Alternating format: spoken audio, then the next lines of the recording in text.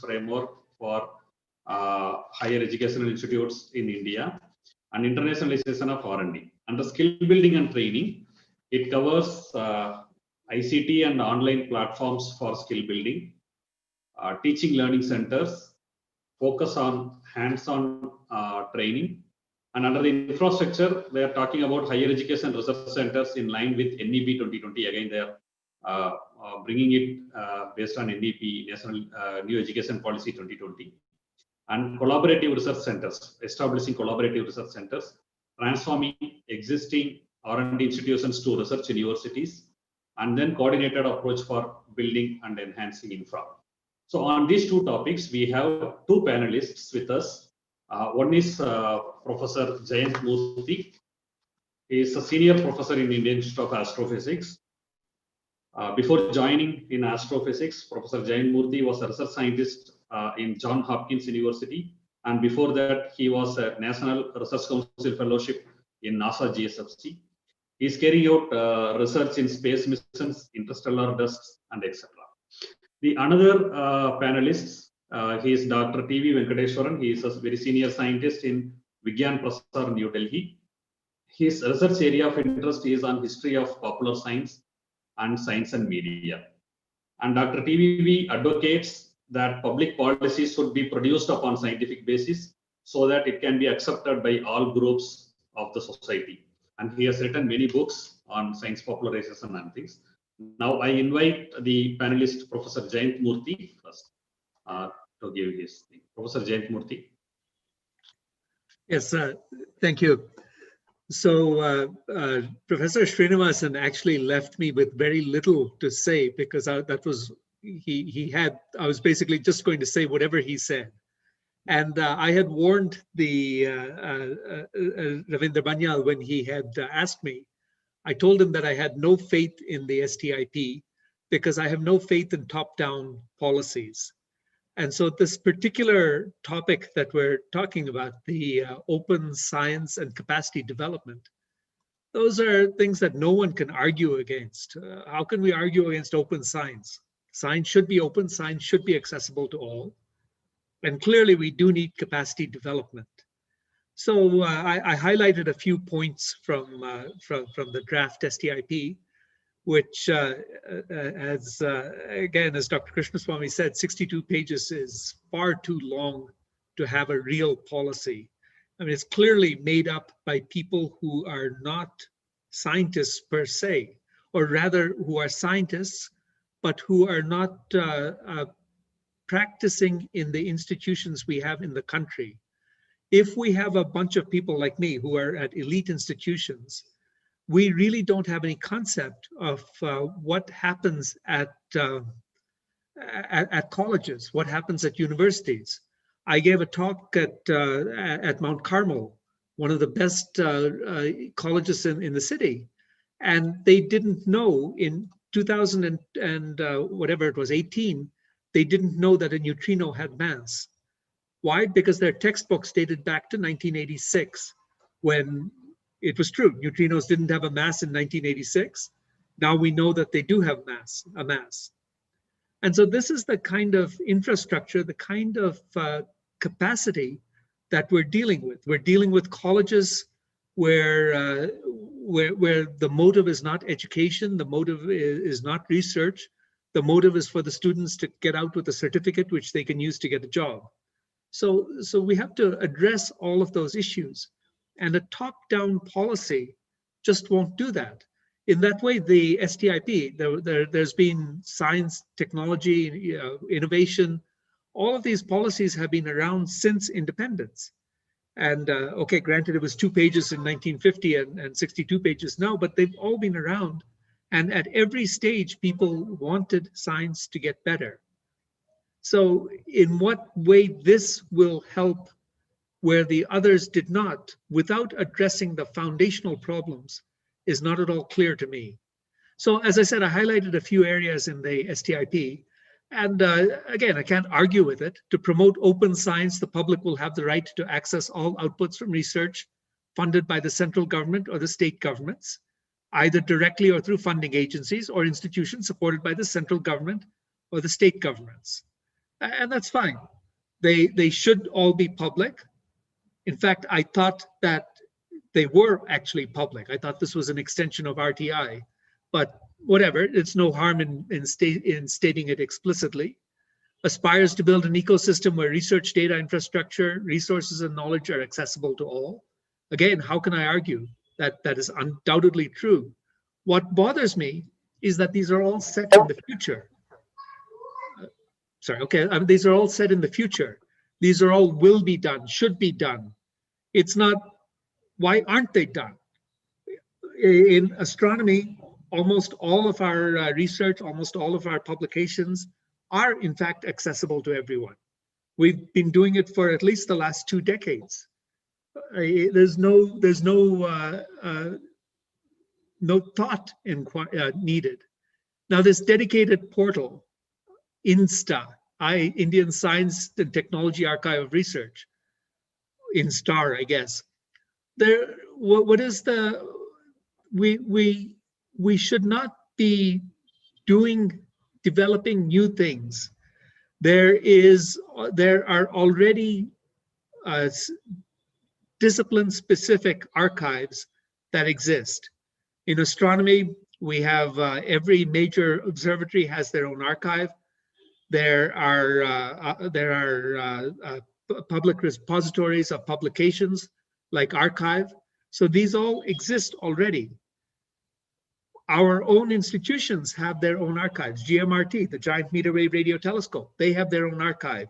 We have our own archive from Hanley. And these are all dedicated to our own data, which are unique to us. Anyone can come here and get our data. Anyone can come here and get our publications. Where is the need to develop a new portal, new technology, new manpower, new personnel? Why do we have to do this? Why not just use what we already have? Where needed, let us build up those areas which do need help. There's no need to do a completely new thing. Then Indian journals. This is something that has really bothered me. We already have again, discipline-specific journals. Science is an international community. It doesn't lend itself well to nationalism. We have a community where we talk to scientists all over the world. One should foster that collaboration. We should bring other people here. We should fund our scientists to go to meetings abroad, to maybe longer collaborative visits. There's no need to develop an Indian journal. That time is gone. In the past, it made sense. It made sense 40 years ago when journals had to be sent by sea. Now everything is electronic, and really, what is the need? We have access at the same time that anyone in the world has it. Particularly with, again, I'm addressing my own area, astronomy specifically. All papers are published in preprint form, or most papers are published in preprint form. There's not even a need to wait for the journal article to come because they're published for free. So what are we doing here? Concentrated efforts will also be made to prevent the publication of fake journals. I mean, sure, great thing. The next one I flagged is something that I actually do think is important. Libraries at public funded institutions will be accessible to the public, subject only to reasonable security protocols. Of course, we know what happens when you use weasel words like reasonable security protocols. It means that reasonably no one can get in. But nevertheless, it has bothered me for a long time that all our institutions are behind gated walls. We're publicly funded institutions. How will it hurt anyone if someone can walk into the Indian Institute of Science or my own Indian Institute of Astrophysics? Why do we need 6-foot walls around? So my basic summary of this open science part is that, yes, I think open science is important. I think that we already have much of the framework we need for open science. And it's not clear to me why we need to invent our own new archives, new ways of doing this. And I should add, by the way, that this is very limiting in a sense. We say STIP, but what about academia in general? As always, we don't count history, we don't count social sciences. These are all part of academia, and they all have a very important role. So when we say that we need to fund science and technology, really it's a broader thing. We have to fill the base. We have to fund all of academia and build up all of academia, not just science and technology. Now, in the 5 minutes or so that I have left, the second part, capacity development. Again, who can argue? We need capacity development, but the problem is that we need capacity development that fits into our existing system. We tried this setting up elite institutions, again, like my own. It just doesn't work. We handle we educate a fraction of the people. We have no matter what we do, we can never reach out to the entire through the entire Indian educational system. We just don't have time. We just don't have the people. And so when you build up, you have to account for the people who are already in the system, those people who have been 20 years, they've been told that all they have to do is to interact with students, perhaps give them a degree at the end, not even necessarily educate them. And now suddenly you're telling them that, no, you have to be in the front line of research. You have to propel India to the third rank in the global scientific scheme. And it doesn't work. Again, all well-meaning stuff, as Dr. Krishna, LGBTQ, who can argue? Gender parity, gender equity, all of this has to be done. But you have to do it from the ground up. You have to help those people who are actually working and facilitate internationalization of R&D to foster brain gain. All right, fine, but what I've seen of the programs that they have, this Vajra, this Gyan, they're really retirement projects, or people come and they spend 6 months with visiting family. It doesn't do anything to build these long-term collaborations. There are some DST programs that do, these Indo-Japanese programs, Indo-Russian programs. These do build long-term programs, but you have to foster that. You have to you have to help those people who are actually working.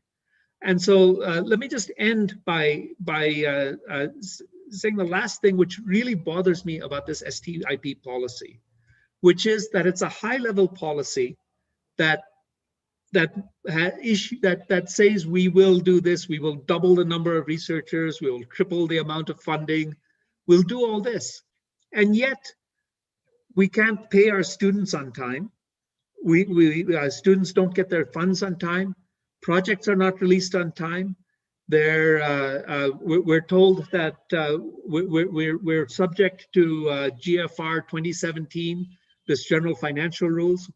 We can't buy equipment because everything has to go through GEM. So while you're saying that, yes, we'll double money, we'll double personnel, for the people who are working, I can tell you that my life today is much harder than it was 5 years ago, just because there's so many more constraints. We can't even travel to a meeting without getting permission from DST. And so these are the issues that really need to be solved. And I wish that when they had done the STIP, they, instead of just involving a bunch of people from IMSC and from wherever else they did, they had gone to the colleges, they had gone to the universities, and they had asked people, what do you need to work? You don't need a policy for that. All you really need to do is to say, okay, we'll give you more money, we'll give you a little freedom, and let's see what you can do. And so let me end there and turn it over to TVV. Thanks a lot, Professor Jayan. Now I request Dr. TVV, and after 15 minutes, and after that we will open for a discussion. Yeah, thank you. I'll also share my screen and then start my talk. Am I audible, visible? It's fine. Yeah, Yes. so let me share my screen. Give me a second.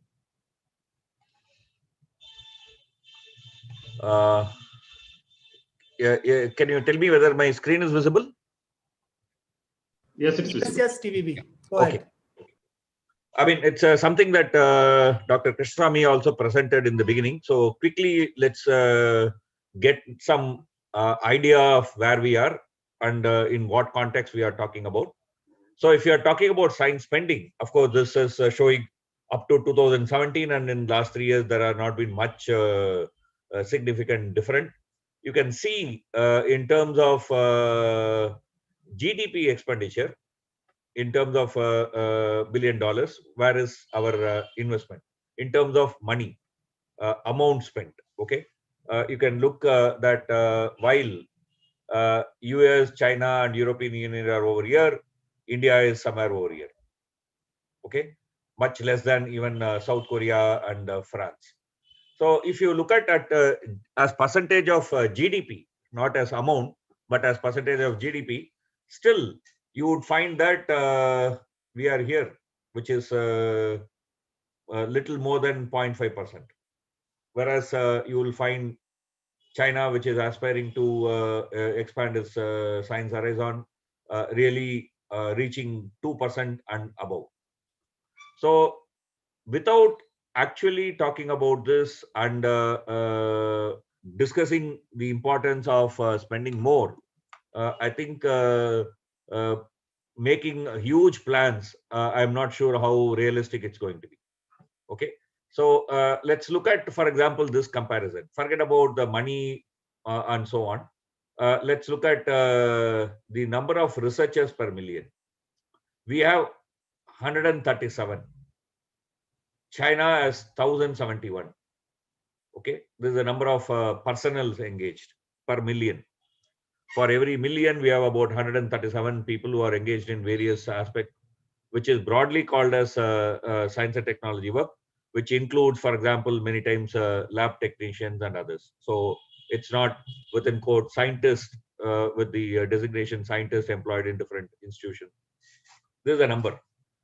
If we are going to talk about increasing, are we not going to talk about increasing the number? If you are going to talk about increasing number, is it not? Does it not mean that either you are strengthening or not, rather either while strengthening various departments in universities, you are also going to establish newer institution? Where is that talk?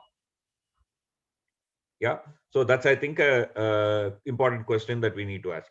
In fact, if you have been very carefully listening to what's actually going on the ground, there is a talk of winding up various institutions. People are asking questions that why we need more than one institution which does work on astronomy, for example, astrophysics, right?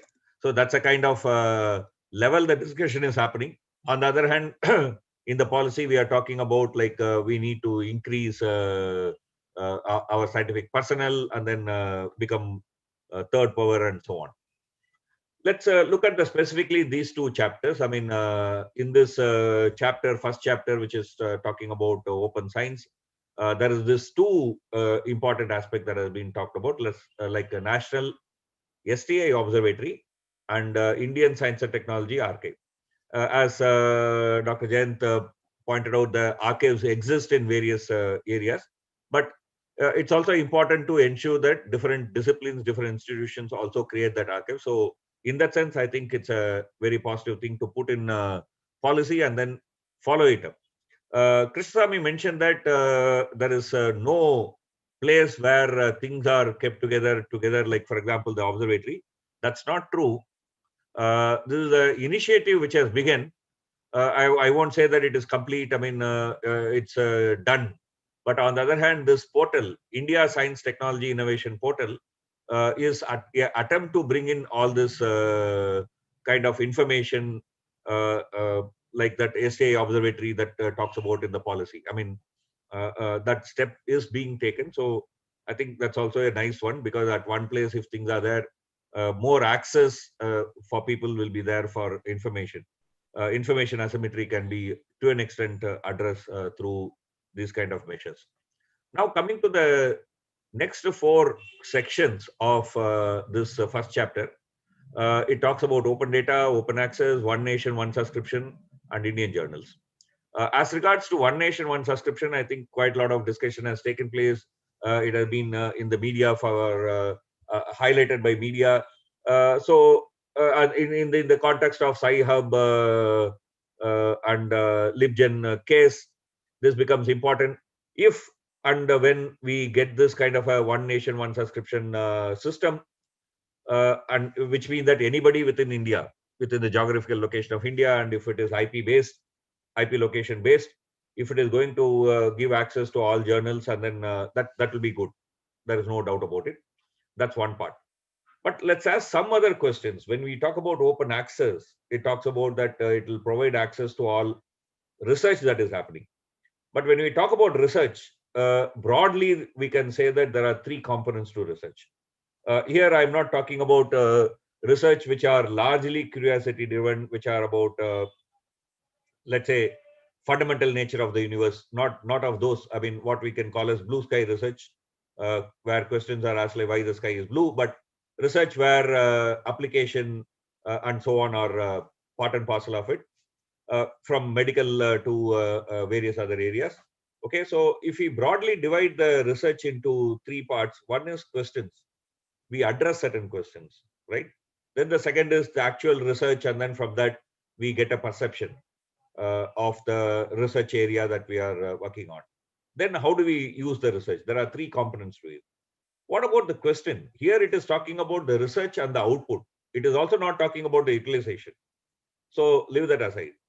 It's good that research and its output are open access, but what about what area is being researched? Would that come under certain kind of democratic control? That's, I think, an important question to ask. Like quite a lot of researchers have pointed out, for example, agriculture research broadly, largely is focused on big farms. But whereas huge, in terms of percentage, if you look at it, that huge number of farmers have small land holding, and particularly rain-fed. Is there research work that is happening for these farmers, for agriculture in this area? These are all questions which remain outside. So basically, what is called as undone science, science which is not done. Okay, diseases which afflict poor, diseases which afflict very small number of people. Many of these things are left undone, right? So this undone science, I think, is also an important question that we need to address. So open access should not be only about output of research, but also what areas we are researching. I mean, that there needs to be a certain depth in that. Then there is a data issue. Of course, if you're a researcher and you collected the data, what kind of data you will be compelled at what time? I mean, I think we need a much better clarity on that, which of course may not be in policy alone, but I think a broader understanding would be required over there. Coming to the next 4 chapters of this first chapter, first subsections of 4 subsections of the first chapter, it talks about research facilities, open educational resources, libraries, and learning spaces. So let's look at the first 2, 1.7 and 1.8. They kind of resemble the inter-university centers which were formed at one point of time, saying that universities are not able to acquire such facilities. So let's create a common facilities for various universities where faculties from these universities can come and function. If we are talking something like that, what are the areas in which we are looking at inter-university centers? What kind of facilities are we looking at? These all needs a bit of thinking. Otherwise, it seems to be a good platitude. Coming to the last part, which is, I think, very important, that is learning spaces. 1.10. Okay. When we talk about learning spaces, I mean, it's a very nice phraseology. But if you look at the history of DST used to have something called as core funding projects. So what is this core funding project? I mean, it's a basically project at a local level where a researcher from a university or institution or a group of researchers are funded to work on a specific local area problem. Like say, for example, tanning. I'm not talking about tanning industry. I'm talking about artisanal tanning. Okay, where I mean you are processing few hides, which actually provides gainful employment to a certain number of people at the local level. Okay, there were where of course the technology cannot be done in the drawing board. The technology can be developed only by interacting with the practitioners at the ground level. There are a lot of such, for example, the village level agro-industrial possibilities.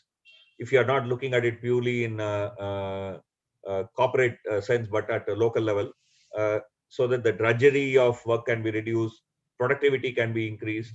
At the same time, the large number of people will get gainful employment. There is a huge possibility, but that learning space is a learning space where the researcher, a technologist, a developer, and the artisans have to come together. Such kind of visions, I think, is missing in this policy when they talk about learning center. That's one thing that I saw. Okay. Next, coming to the next chapter. Again, for want of time, I think I'll quickly go through this. It does talk about, for example, humanities and social sciences. 2.1, the educational research, they talk about the interface between science and technology, humanities, and social sciences. But what does it see the role of humanities and social sciences? It sees as a way to promote S&T department and industry. Where is that connection? It seems to be just simply thrown around together. If we are talking about connection of humanities and social sciences with science and technology, one important question would be that what does science and technology do today in the contemporary world? How does it affect common people? How it promotes equity or otherwise? Many of such questions are important questions, but these are missed in this policy.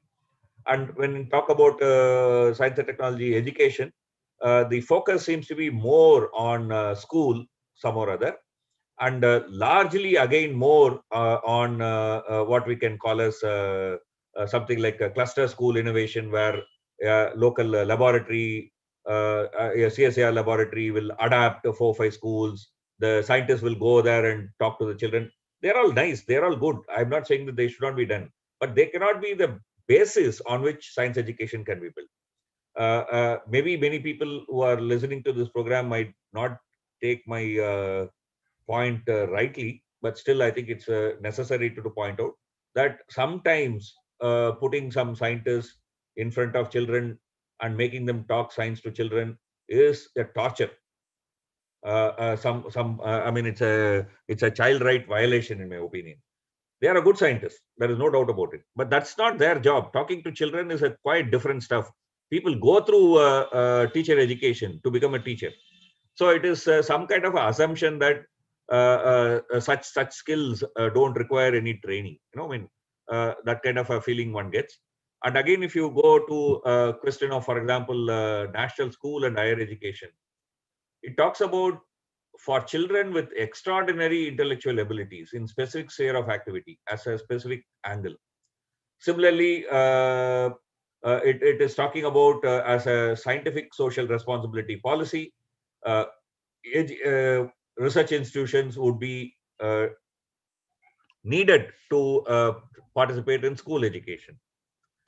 Really, sure, you should encourage scientists to do science popularization. You should encourage scientists to interact with students. There is no doubt about it. You should give space for that. You should create space for that. But the purpose of school education is to be largely driven by school teachers who are trained to interact with the students, right? So this idea of parachuting somebody like glamorously one scientist from some big lab into school and that will change the school science, I think is a bit problematic. Similarly, it is when it talks about higher education research excellence framework, what is it talking about? It is talking about again creating, identifying certain parameters and evaluating institutions. The more the interest seems to be in ranking rather than in actually promoting people, giving them freedom. Let the people come up with ideas and then they try to implement. There seems to be that thing which is lacking. And one thing, as a science communicator, I find bit distressing, I should say so, is that the students who are undergoing PhD will be given training in science communication. I really don't understand. If they mean by science communication here, it's about writing papers in journals, yes, or communicating your research, yes, I have no problems. Of course, you need that kind of a training. But if you're talking about the science communication in terms of explaining your work to ordinary people, again, if that particular individual has an interest, inclination, you should give that opportunity. But enforcing that every scientist will do this, I think is overkilling, overdoing, slightly childish, in my opinion. I think one thing I also found interesting, which I think is a good point in the policy, is this skill building through hands-on training, that it is talking about academic institutions, students from academic institution interacting with the MSME, trying to address locally relevant issues.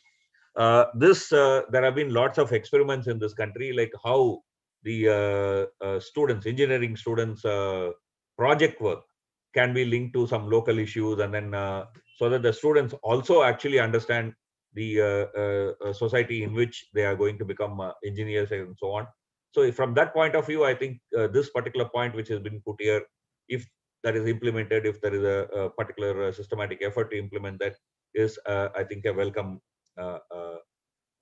Similarly, they are talking about a teaching learning center which will be created to upskill the faculty members. I suppose when they are talking about faculty members here, they are talking about faculty members of colleges and higher education institution.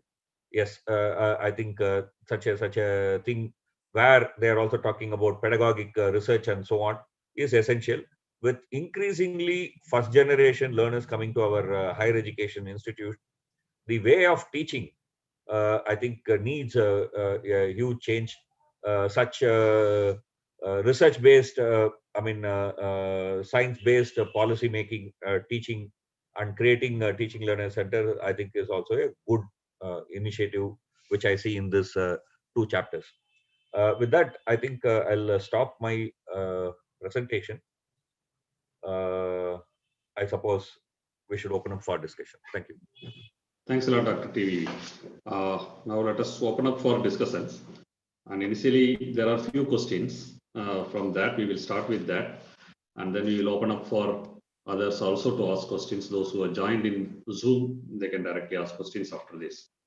The one question came across is, which you have also already pointed out, Dr. TVV, is one nation, one subscription. You have talked about that. The question is one nation, one subscription a remedy or a solution? Should it be part of a policy? And then associated, there is other question on the open science and open access. What about funding academies and institutions in India which are running journals right now, and to ask them to open up completely with open access?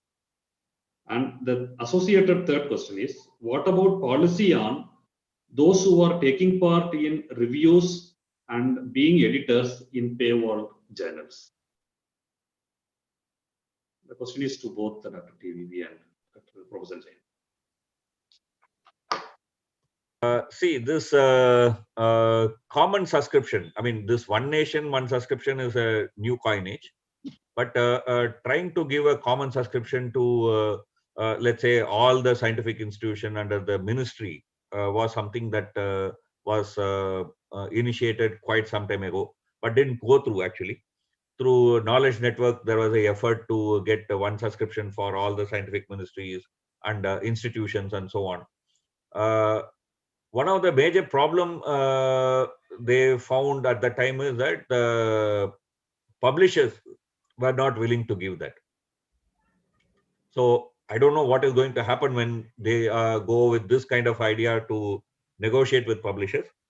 But whatever be that, ultimately, as far as I am concerned, that if actually the papers are available freely, accessible to anyone, let's say at least within Indian context. Of course, I would rather really want it internationally, but the policy in India can talk only about policy in India. So from that angle, that if anybody in India wants to access a paper that is freely available, I'm happy. Certainly, there is no doubt about that. I think TVB may remember that I was chairman of a committee in, I think, 2011 Yeah. that was one nation, one publication. I mean, Yeah. whatever, one set up by Dr. Kasturirangan. Yeah. And we recommended this, and this was a decade ago. And this Mahesh in Niskar was also trying to push it very hard, trying to work out something, but things didn't actually take off finally. I think there was one other question on why researchers are refereeing papers and so on. And all I can say is that we in this system. And I do think that it does have to change.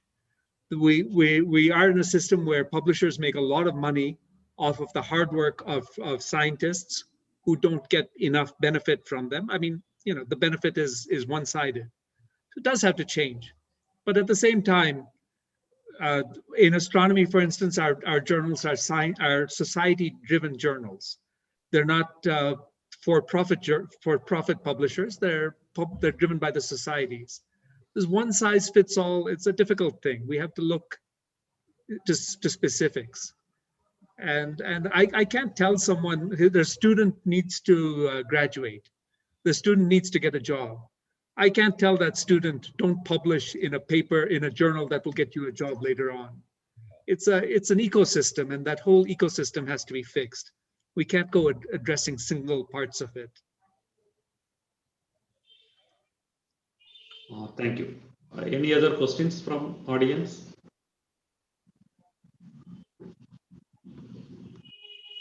May I speak? Yeah, please. Is there any connection between the NEP and the STIP? Dr. Krishnaswamy was able to explain the connection between the NEP and the STIP. The STIP says that we will become the world third rank in the S&T, but in the NEP under national research funding, and they are restricting postdoctorals in given numbers, like 500 postdoctoral research, 500 doctoral research. If such is a restriction for researchers, how can we become the third nation in the science and technology?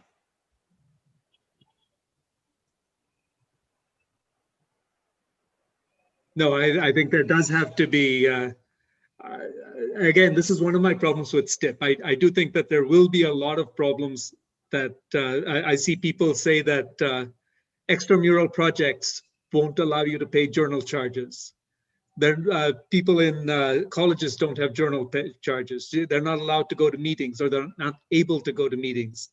A lot of things that do have to be solved, and they have to be solved from the ground up.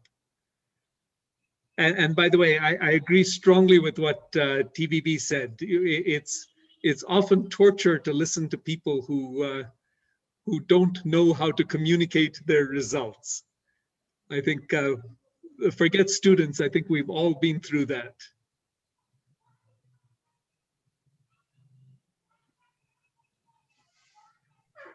Any other questions? Thanks. If there are no other questions, shall I hand over this to Sean? Yeah, Siddharth. So, I mean, I was just Can I make one Thanks, comment? before that, yes. Can I make one comment before we? Yeah, please, Dr. Okay, I think the inclusion is a very important aspect when we talk about science and technology. Inclusion in the sense that people who would get access to higher education, like a PhD and so on, so who can become potentially future scientists. You know, I mean, I'm talking about from that angle, only in that angle. I'm not talking about at undergraduate level or even at postgraduate level or school level. I'm talking only about that niche part of it. If you look at the earlier scheme of the where the students were picked up from every district, that is every district, 2 students were picked up, one male, one woman, whoever is the school topper in the local school, local educational board, which essentially means that we have something about 600 districts. So you are talking about some 2,400 to about, sometimes the numbers were more, so about 5,000 people and so on. This kind of picking up from different parts of the country is essential. Otherwise, what's happening is that people in different geographical location, and this also brings in variety. I mean, people with different social background, different cultural backgrounds, and so on, also into. The schemes which are getting again and again into some kind of a national competition, I think some or other we need to get out of it. Some or other we need a mechanism whereby selection process itself is able to pick people from different parts of the country, from different backgrounds. That is one, I think, if we really want to have a good inclusion, and if really the Indian science needs to build its trust to the populace, I think this will be required. Second, the whole ISs were established with the understanding that there may be certain number of ISs, maybe 15, 20 or something like that. And all the students who are getting enrolled in this ISS would be paid some minimal scholarship for this course, so that people with poor ability to pay and so on also will be willing to come and join. But recently we are seeing that that's getting restricted, and only a small section is being paid. I think we need to look at all these issues, also part of this policy framework. Thanks a lot, Dr. TVV. And thanks a lot, Professor Jayant and both Dr. TVV for your excellent views. Now I will hand over this session to Sean.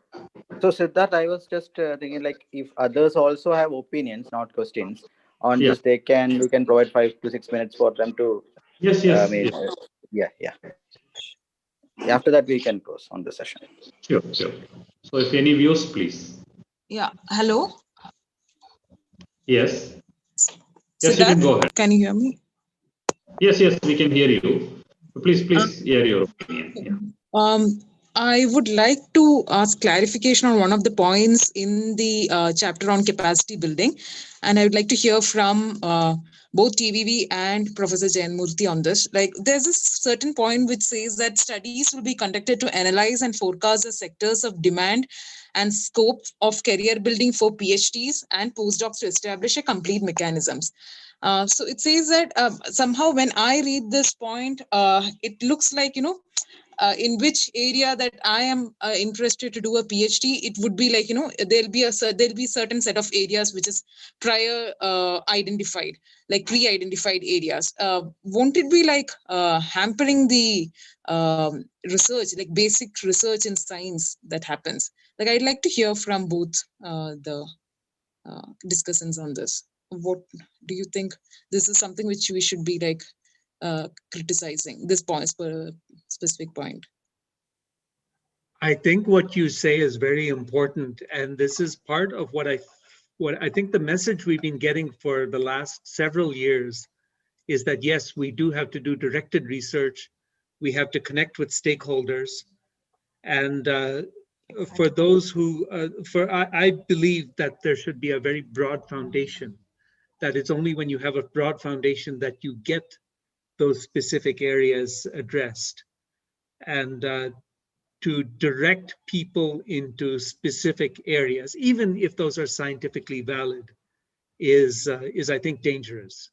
So that I do think that statement is very dangerous, but I do think also that it fits in with the philosophy of the last few years. I mean, not even just this government, but since maybe over the last decade. See, I think this point of utility, I think, is being ridiculously extended. when we talk about training, let's say PhD student, in my view, the training gives that person how to analyze, how to do research.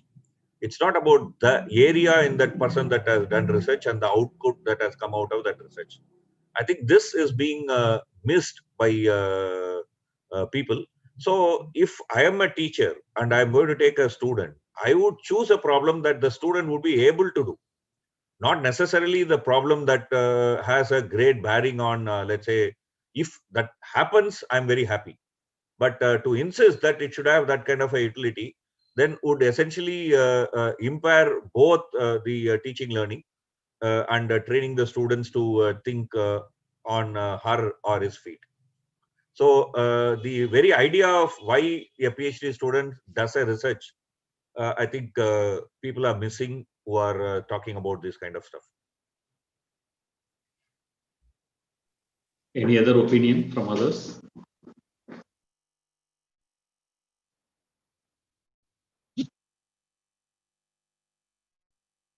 Anyone? If there are no views, shall we close this session? Yeah. Yeah, I think we can close, Siddharth. If Yes, there are yes, no more.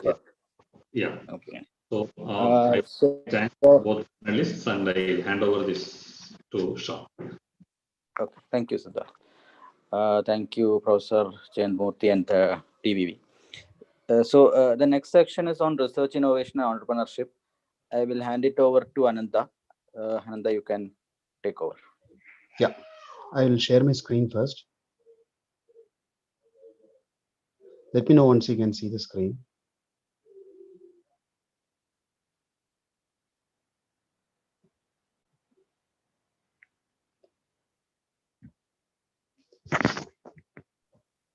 Is the screen visible now? Not yet, Ananda. Okay, one moment.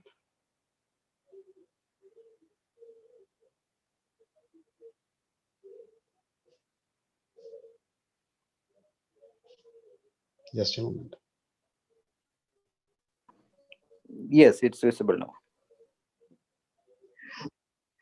Okay. Okay, good evening, everyone. This is Ananda here. I'll be moderating this session on the topic Research, Innovation and Entrepreneurship under the Science and Technology Innovation Policy 2020.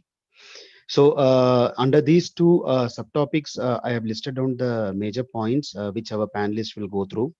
So under research, the priority issues that are identified are expanding the science and technology system through identifying areas of social importance or the areas of disruptive potential from the Indian perspective, then running mission mode programs, and also they discuss a lot about collaboration with the industry. And the next priority issue is enhancing the quality of research. For this, the policy proposes expanding the talent pool through joint appointments in government, industry, and academia, and also promoting mentoring and incentives for the researchers, developing a and reorienting research culture, and establishing guidelines for safety protocols. Then they talk about engaged research, where they want to address plurality of solutions for different region or different socioeconomic strata, and they want to create a function which can promote publicly funded research to all stakeholders, basically to improve the visibility of all these projects that are running by the Indian government. Then the last point is improving the ease of doing research. Here they talk about creating digital platforms for managing the grants, and they also touch upon open data and open access policy. Coming to innovation and entrepreneurship, they talk about strengthening innovation ecosystem, for which they want to create interlinkages between various stakeholders. They would like to set up technology parks and innovation clusters and theme-based virtual incubators and accelerators. And they also have points related to gender inclusion and setting up of sector-specific innovation. For enabling entrepreneurship, they would like to invest in physical and social infrastructure, promote entrepreneurship education programs throughout the country, nurturing the startups, and streamlining the regulatory regimes, also creating centralized database on all forms of financial incentives that are available for research. Finally, they also talk about grassroots innovation and traditional knowledge system, where they would like to curate, preserve, and maintain the traditional knowledge, support grassroots innovators, and also establish technology parks for them, and also identify new funding mechanisms. There is also a point regarding encouraging innovations in specific sectors like agriculture, water, and energy. So these are the major points that are covered under these two sections. Now I would like to invite the panelist today for this session, which is Dr. Ajit, who is a technologist and entrepreneur. He has a PhD in computational neuroscience, and currently he is running a company called Ongil Limited, which works on data management. Our other panelist is Professor Suvrat Raju, who has done his doctorate from Harvard and is currently working at the International Center for Theoretical Sciences, which is part of TIFR. His current research is in the area of quantum gravity and quantum field theory. So now over to the panelist, and I would like to invite Dr. Ajit. Hi, thank you very much. So given, I mean, I have very limited exposure to the research ecosystem in India, so I'll just be focusing on the innovation and entrepreneurship chapter, and I'll be speaking just about that. Yeah, so just with that, so this is the only slide I have. So this is just to point out the three different topics under which this document is put up. One is, let's say, the strengthening the innovation ecosystem. The second one is they talk about fostering science and technology enabled entrepreneurship. And finally, they want to they talk about integrating grassroots innovation with the research and innovation ecosystem.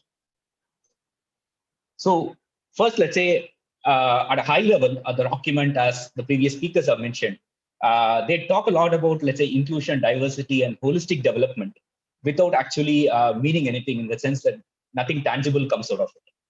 And also, I should just add, like from a purely stylistic point of view, the document, I don't think the document is well written at all.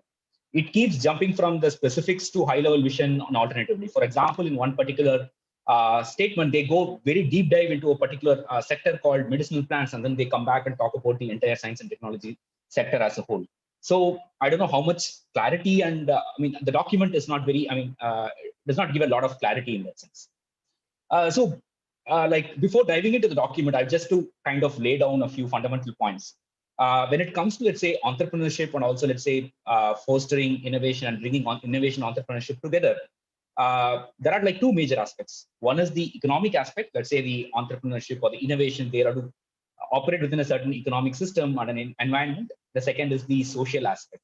Let's say which section gets access to what, and what are the existing social setups that constrain or allow innovation and entrepreneurship to happen. So while these two are not fully unrelated, I'd like to take them one by one. So first, in the document, the only place where the economic context is taken into account is only the following statement that they make. They talk about, so just a minute. So I just put that. Yeah.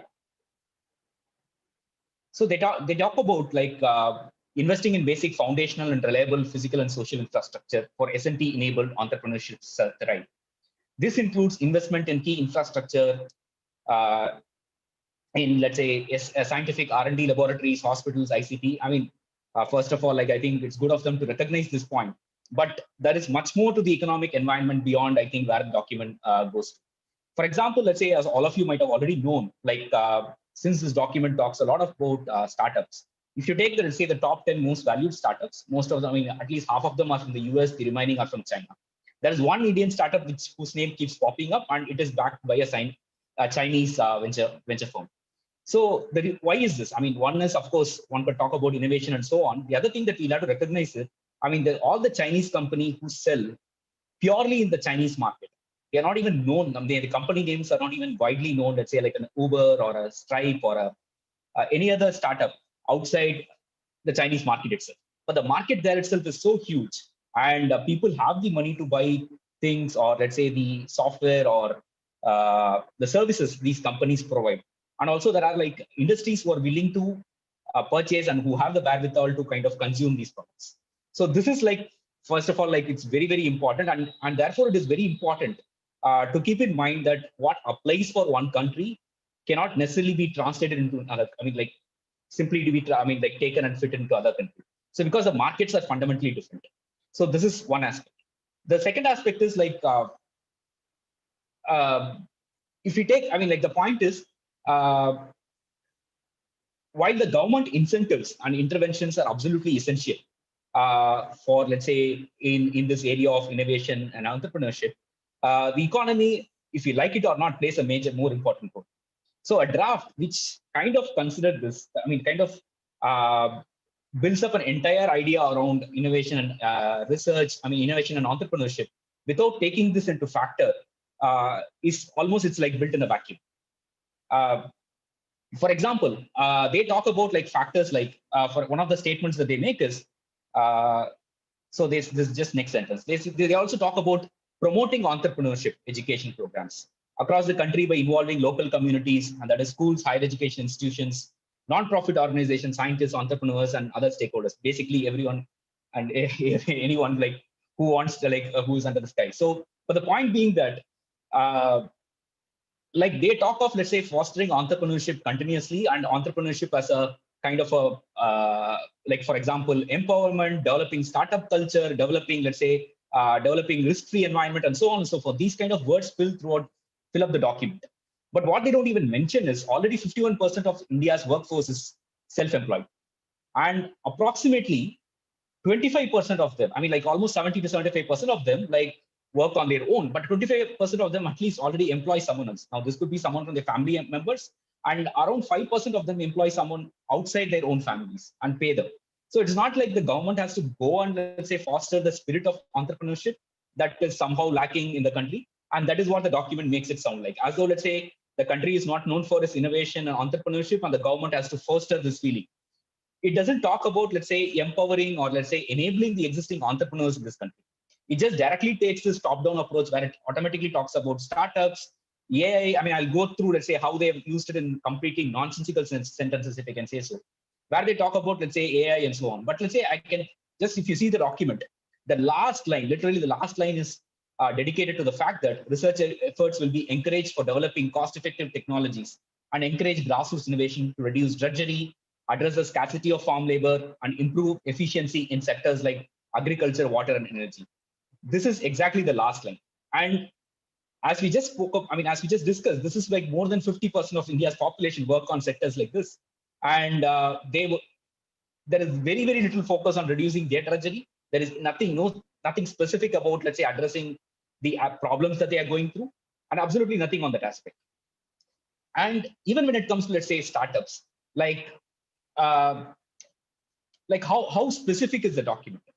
Now, for example, let's say there are already efforts to kind of like foster startup culture in India, like since the past 5 years, like when in 2015, the Startup India scheme was launched.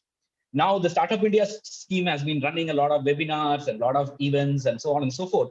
But they also, like, a lot of these points that they mentioned here about bringing together a single source where, let's say, all the incentives and opportunities, financial opportunities available for startups will be put together in one place, is what they speak of. This question is already a mandate of Startup India. And Startup India is not like fully like satisfying the role that is given to them.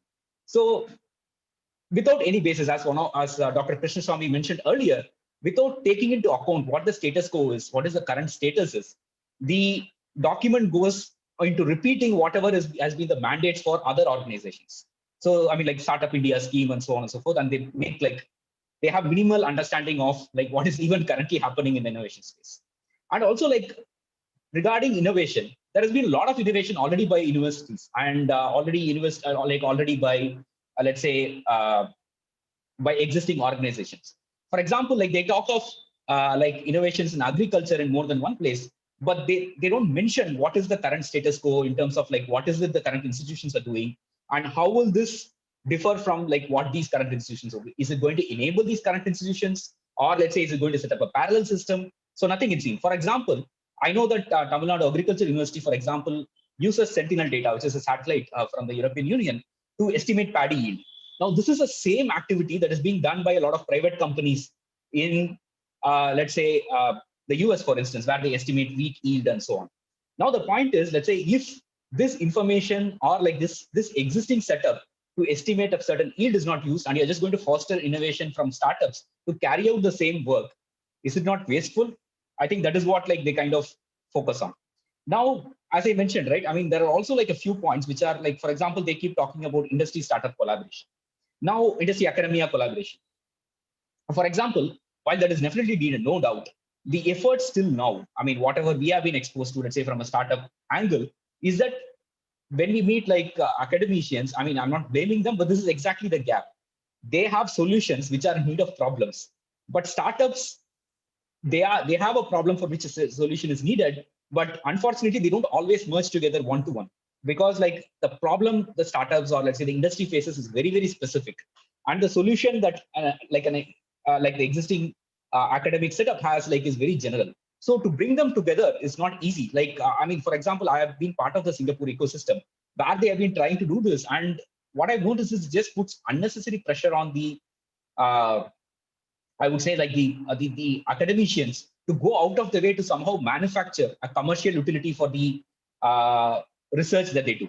And this just raises and what I also observed is this just raises the pressure within the academia without yielding anything tangible, even for the industry. Forget like academic suffers and so on. Even for the industry, it is not very useful at all.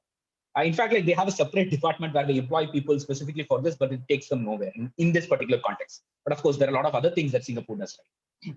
Now, what is actually needed is, let's say, I mean, all this beyond all this, let's say industry, academia, collaboration, and fostering innovation through it. What we need is actually a strong university system where we can get, let's say, a lot of talents from who can work for like these innovative startups or companies or who can do their own innovation. And that is what is needed. And an ecosystem where, let's say, which values innovation rather than these specific points, let's say, when these linkages are forced to happen and nothing comes out of it. In fact, just recently, we have tried to work with a very well-renowned a science institution, but we couldn't simply speak to each other because the languages were totally different. So you can't simply force it two different fields and hope something comes out of it. And finally, let's say, as I said, right, I mean, the document has some really, I mean, meaningless statements. For example, just note this, advanced tools based on machine learning and AI will be used for curation, preservation, maintenance of heritage knowledge. I mean, what do they even mean by this?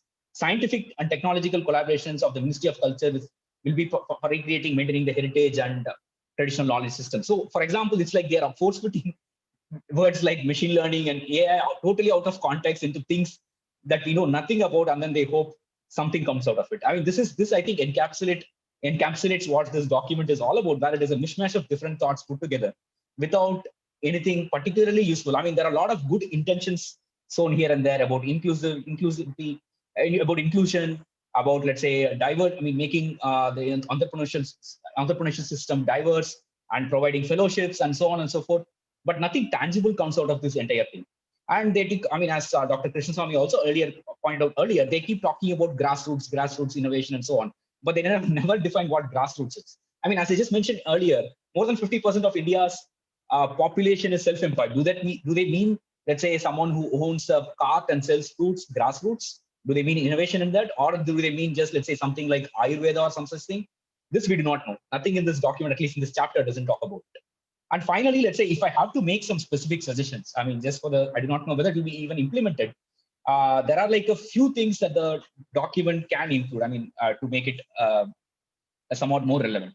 For example, the area, especially from a startup angle, which is what I'm very familiar with, what this document talks about is like continuous support, right from ideation to actually building and scaling a company. But where, let's say, most of the funding currently lacks is in the ideation stage.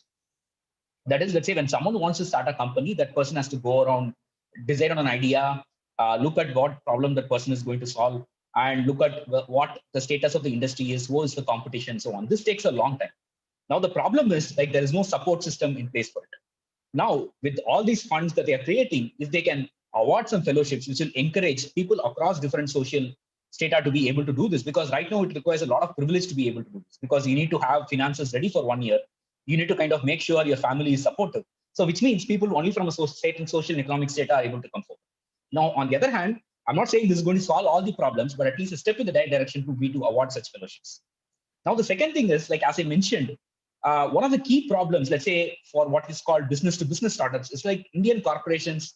It could be a very general statement, but the truth is like they are extremely innovation averse, because the Indian economic system or whatever has no incentives for them to innovate. Now, what this means is, let's say, startups who want to sell to businesses have to look for markets outside India. Now, this is a major challenge.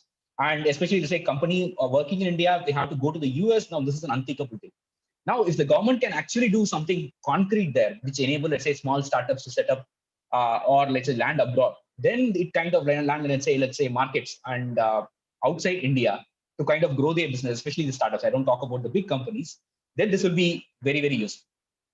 The other thing is, let's say, like governments like Singapore, for example, they pay interns to work in startups. I mean, they kind of reimburse 75% of the salary. Now, if they can do something similar in India, where they kind of pay the interns to work with startups and startups can reimburse, I mean, like the government can reimburse a certain amount of salary, that could also like foster this collaboration. So, but as I just to summarize this thing, I think at a high level, I mean, the document is at a very high level, jumping to specifics here and there, a lot of useless or like less meaningful words thrown around. And I think it has to be a bit more concrete before like one kind of welcomes the initiative or even like offers something concrete in return. Yeah, that's it from me. Thanks a lot. Thank you, Dr. Ajit. Is there any questions that we have to take up, or can we move to Professor Subrat, and later we can have a joint discussion? Yeah, later we can have another. Okay. Then over to me, Professor Subrat. Okay. Can you all hear me clearly? Yes. Yeah. Okay, fine. Okay, so thank you very much, for asking me and inviting me to be part of this discussion. I've been hearing the discussion so far, and it's been very interesting to hear what other people had to say. Even when this STIP draft was first released, and of course when the invitation for the discussion came, I've tried multiple times to look through this draft and read through the draft. And as many panelists earlier also said, there are many things which are lacking in the draft. If you look a little more closely at the draft, I think the outstanding quality of this STIP draft is not that it's bad, but that it's basically, I'm sorry to say, but basically just full of platitudes. So it's not even possible in many cases to even criticize it coherently, because in many places the draft policy just doesn't say anything except for just articulate a bunch of platitudes. I mean, in the section on research, if you just look at the first couple of paragraphs, I think this illustrates what I'm saying. It says India should emerge as a globally competitive country in strategic fields of research while simultaneously focusing on unaddressed and underaddressed nationally important problems. A special emphasis on R&D activities will address the current weaknesses in Indian research and ensure strengthening of key areas relevant for the well-being and prosperity. India should focus on mission mode programs and priority sectors with technology and innovation deliverables built on a strong foundation of basic science, ensure research is fit for purpose, enhance the quality of research, and also increase the ease of doing research. I mean, no one would disagree with anything here, but if you just take a step back and think about what I said, I basically didn't say anything. Sure, we should, or these sentences which I was reading out from the policy, sure, we should enhance the quality of research. We should increase the ease of doing research. These are things that don't require a policy to say. And so it seems to me that the outstanding quality of the policy is that it's just full of platitudes. And then I was thinking about, why it is that the policy is so full of platitudes, and why it is that the policy fails to say something meaningful in many cases. It does say some things, and I'll criticize some specific aspects. But as I said, the large part is that it doesn't say anything meaningful. And I was thinking about why that is the case. And I came up, there are many answers one could give. Is the fact that you have, bureaucrats who maybe weren't thinking so much, or, they just wanted to write a policy and so on. But I thought that there is perhaps a deeper reason why the policy is full of platitudes. And let me try and explain what I think the deeper problem in this policy is. I think the deeper problem in the policy, and I think this is not only a problem with this policy, but it's a problem with many other policies that that are made of this kind, is that the policy is looking for what one might call arbitrage, in that it's looking for something that's wrong in the current system that you can fix without inconveniencing anybody or without accepting any problems or without recognizing anything that needs to be changed, where somebody who's privileged will have to give up some level of privilege. And that is, that's what one in economics sometimes calls arbitrage, where there's just profit to be made for free.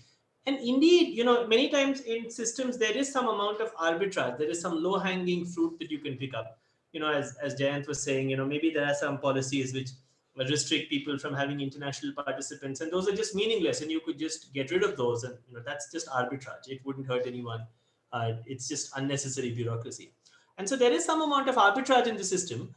But I think the main issue is that when one makes policy, one has to choose priorities. One has to decide what one will weigh ahead of something else. I mean, that is the whole point of a national level policy.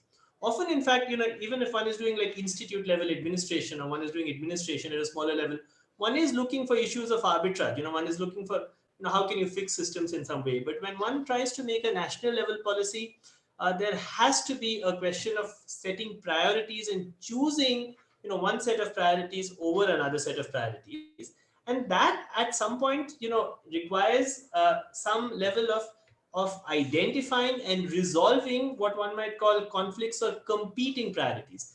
And because the policy doesn't want to do that, or doesn't want to address anywhere a competing priority, or doesn't want to resolve any conflicts, or doesn't want to face up to the fact that there are problems, because it doesn't want to do that, it just ends up, mouthing platitudes. Let me give you an example of the kind of thing I'm saying. All of us say that, there should be more money spent in research. In fact, some of the previous panelists also said this. And everyone knows, right, that India spends not only in research, but in education. In fact, in education, the figure for a long time has been 6% of GDP, which from the time of UPA 1, in fact, 2004 has been said in 16 years, and we've not reached that figure. And so all of us say we should spend more money in research. But the point is that if you spend more money in research, you have to say what you will spend less money on. You can't just spend more money on research without reprioritizing some things in society. And I think that is what the policy completely fails to address. So for instance, one thing I feel could be reprioritized is that India has, they talk about India being third or so on somewhere in publications. India also happens to have the third largest defense budget in the world. India spends $71 billion per year on defense. I don't think much of this has to do with the security of the country. I think this could be cut down by a very significant fraction without hurting anyone's security. I think that security has to do with social issues. The fact that thousands of people have died in the current pandemic, where these billions of dollars couldn't help at all, but scientific research or public health could have helped. And I think that is an example of a case where you say, we should spend less on defense and we should spend more on research. And one has to make these kinds of priorities. And unless one does that, there's no point of having a policy. Let me give another example, and I'll say a little bit more about this. Defense is one example which people give, and perhaps many of you also agree with the fact that we need to, this is wasteful expenditure. There's another example, canonical example of wasteful expenditure, which used to be accounted for till about 6 or 7 years ago, which was, what the government used to call euphemistically the amount of revenue foregone, which was basically corporate welfare. Money is given in terms of tax incentives or other kinds of excise duty relief to corporations and to companies. And that, till about 2013, till the Modi government changed the accounting system, was estimated to be of the order of 5 lakh crores, which at that time was of the order of $100 billion. And so that is an example of wasteful expenditure, which is money directly given to the private sector or given for private profit, which enables the kind of inequality that we have today, where there is a small section of extremely wealthy people. And if one wants to spend money on research, that money should be taken away from there. It should be taken away from private welfare and moved into research. And unless the policy faces up, these might be uncomfortable questions. It's much more uncomfortable to say, let's stop spending money on corporate welfare and let's spend it on research or on science or on, public health. It's uncomfortable, but unless we say that, there is no point in really having a meaningful policy. And so I think this is a second example of a place where there is a conflict which one could face up to, which the policy doesn't face up to. Let me give examples of more microscopic or smaller level conflicts. I think one of the serious problems in the issue of research, Jayant touched upon this a little bit, is the issue of lack of equity within Indian institutions. It's the fact that some institutions, including actually, I must admit, the institution where I work, TIFR, but other institutions are funded very generously, have facilities which are very generously granted to them. Whereas in many other places, the same facilities are not granted. And this is not even based on some transparent value judgment. It's just based on the way things have been. And so one has to address the issue of equity within research institutions. And when one addresses the issue of equity, one will have to take away the privilege of some institutions. You can't just more generously fund institutions which are not well funded without redistributing some privilege, without taking away some privilege. And that's an example of a conflict which could have been addressed. It's not even something broader about defense. It's an issue of internal equity, which again is not addressed. Let me give a third example of a case which again involves an issue of privilege and conflict, but which I think is important. I think one of the problems in the Indian system, it's a problem that can be traced back to a very faulty policy instituted by people like Homi Bhabha, is the fact that research institutions are separated from educational institutions, which is very unusual in terms of how things work in the world. And therefore, there are some attempts to address this by building new institutions like the ISERs and so on. But it's a fact that many large institutions, again, including the one where I am, are research institutions which are separated from where, we don't teach undergraduates or teach larger number of people. And the major teaching institutions where teaching is done are places where research is not done. So that's something that needs to be fixed. And when one fixes that, one will again have to take away the privileges of some research institutions where teaching is not done. And that's an example of something which could be addressed in a policy which was not addressed. So I give these as examples of cases where I feel that making reforms to the current system involves facing up to certain problems which are not global problems, but which are problems where a certain set of people are privileged and benefit from the current system. And the policy fails to address these problems and recognize them. And that's the reason I feel it ends up, mouthing a lot of platitudes. The part on research and innovation, as also the moderator pointed out, has, as far as I could see, one point which it keeps emphasizing and emphasizes again and again, which is the issue of interactions with industry, which is also what the previous speaker spoke about. My perspective differs a little bit from this, and I think it's something which is important, which we need to address.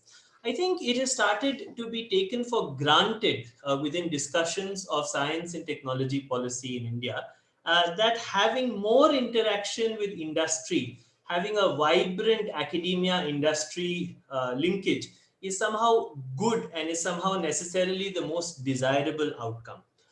I think that this is something that needs to be problematized, and it is not necessarily the case. And it's in general a dangerous tendency that one needs to question. And the reason for that is that corporate interests do not necessarily align with social interests. Just because one has a vibrant corporate system which interacts with academia doesn't mean that that benefits people. And I think that the classic example, which is in fact the example where our science policymakers love to look up to, is the United States, where there is extreme, there is excellent linkage between academia and industry.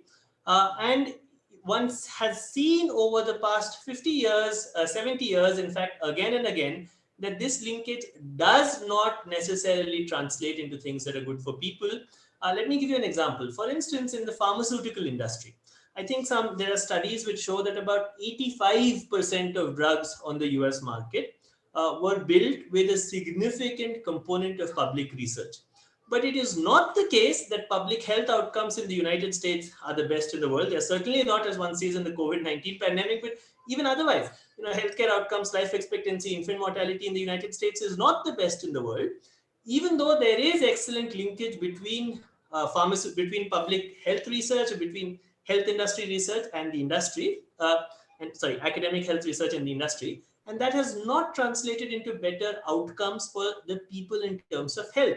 It has translated into having very large pharmaceutical companies. So it has translated into massive profits for companies, but it has not translated into benefits for people. Here's another example, another example, which is a canonical example that people give, is the quantum electronics revolution, which is where people talk about startups and so on. The quantum electronics revolution, in some sense, came from the fact that at the time of the Second World War, the United States realized that, if it was to fund certain kinds of basic physics research, it would lead to benefits in defense. And then at some point, the quantum electronics revolution came out of that. Now, the quantum electronics revolution has been, has led to extreme growth in technology and huge technology and corporate ecosystem in Silicon Valley in the past 50 years. But one can ask, in the past 50 years, what has happened to real wages in the United States? And in fact, real wages in the United States have stagnated. This is a problem that people in the United States recognize, that there is a very significant problem of inequality in the United States, where in some median household income has grown because more women have started to work. But it's a fact that the average American worker earns exactly the same as the worker earned 60 years ago or 50 years ago. And so it's a fact that this huge growth in technology has not translated into something that's good for people. And so this idea, which is an idea that is pushed by our own capitalists. If you go to these meetings, you have people, you have all of these large capitalists who want more industry academia linkage. The fact that this is necessarily good for society is something that is incorrect. It is good for these companies because they get to increase their profits, but that doesn't mean it's good for people. And it's very important for us to question this tendency. Just saying we should have more industry linkage is not necessarily a good thing. It's not a good thing in other ways also. As I said, for instance, there is this issue of revenue foregone, which is corporate welfare. That's money directly taken away from research. There is the tremendous inequality that we see in society, where you have a small small section of people who have been tremendously enriched. These people want to increase their enrichment. That's why they push for policies like this. They have a huge impact on policymakers. And that is directly counterposed to the interests of most people in the country. And that is harmful in the end to research as well. Because if most people cannot participate because they're deprived of basic resources and basic needs, that's harmful to research. So I think it's very important that this whole idea that interaction with industry is just a panacea and it's good in any form is something that needs to be questioned. Interaction with society is a different thing, and the document does make some token statements about interaction with society, but that's something that has to be judged democratically. If there is a research that leads to a good social outcome, that leads to something that's directly beneficial for people, which people can judge, that's something that's good and should be encouraged. But interaction with industry, if it leads to Infosys making some more money and some billionaires getting further enriched, that's not something that's good. And I think one needs to differentiate interaction with society with interaction with industry. And the document doesn't do that and keeps emphasizing on the issue of interaction with industry. And as I said, that's a dangerous tendency which we do need to question vehemently. Let me say one last thing, which I think the document doesn't really address. This is the issue of how one judges research. So, of course, one way one can judge research is in terms of interaction with industry, which, as I said, was problematic. Another way, which I said would be a good way to judge things, would be in terms of social outcomes, directly measured social outcomes. But then there is repeatedly within this document, mentions of rankings and citation impacts and so on. And I think that's another dangerous tendency which this document fails to address, which is the issue of the way research is being judged in a certain mechanistic way. And let me explain why it's a problem. Everyone recognizes that this whole scheme of trying to judge research in terms of rankings and citations is problematic. It's much more problematic than just being something which is not ideal. It's an open secret, for instance, which everyone who's familiar with these things knows. In many institutions, including in elite institutions in Bangalore, in the Indian Institute of Science and IITs, there are faculty members who are unqualified, who are being hired because they happen to be part of large collaborations where, and so they have large citations because the collaboration has citations. The administrators know that they are unqualified, but nevertheless hire them because it helps in increasing the rankings and the citation impact of the institution. And so you have it's an open secret that this is leading to problematic hires across in many very well-known institutions. And so I think that is one kind of a problem. But I think there is a deeper problem which ties up to, issues that people discussed about journals and so on. If one starts judging outcome in terms of citations or impact factor of journal, or tries to look for mechanistic ways of judging things, which the policy kind of hits at, or in terms of rankings, one necessarily ties oneself up to a certain agenda. And that agenda is an agenda which is set in leading Western countries, which again is set by the interests of capital there. And by forcing one to judge research in terms of these mechanistic ways, one therefore ties up one's research to the interests of the way research and the agendas of research that are set in leading advanced capitalist countries by the capitalist corporations there. And so I think that is something which needs to be addressed, which needs to be questioned. And if one asks questions about, for instance, the social impact of research, that is a very different measure from the measure of citations or measure of journals or impact factors. And so I think that's when we address the issue of research, that's a very important thing that we need to ask about how agendas are set, and to ensure that we can set agendas independently. Okay, so that's basically all I wanted to say. I'm sorry I don't have something very much more specific to say about the policy, because as I said, I couldn't find something very specific to say. But I do think it's important to recognize the issue of possible conflicts, and one has to, when one talks about funding or priorities, one has to realize that that might involve taking away privilege from some groups. One has to recognize that the buzzword of interaction with industry is not necessarily good. It is a shorthand for public benefits or public welfare going into private profits, increasing the profits of industry, which doesn't necessarily come down to society. We see in the US the quintessential example that this doesn't necessarily come down to society.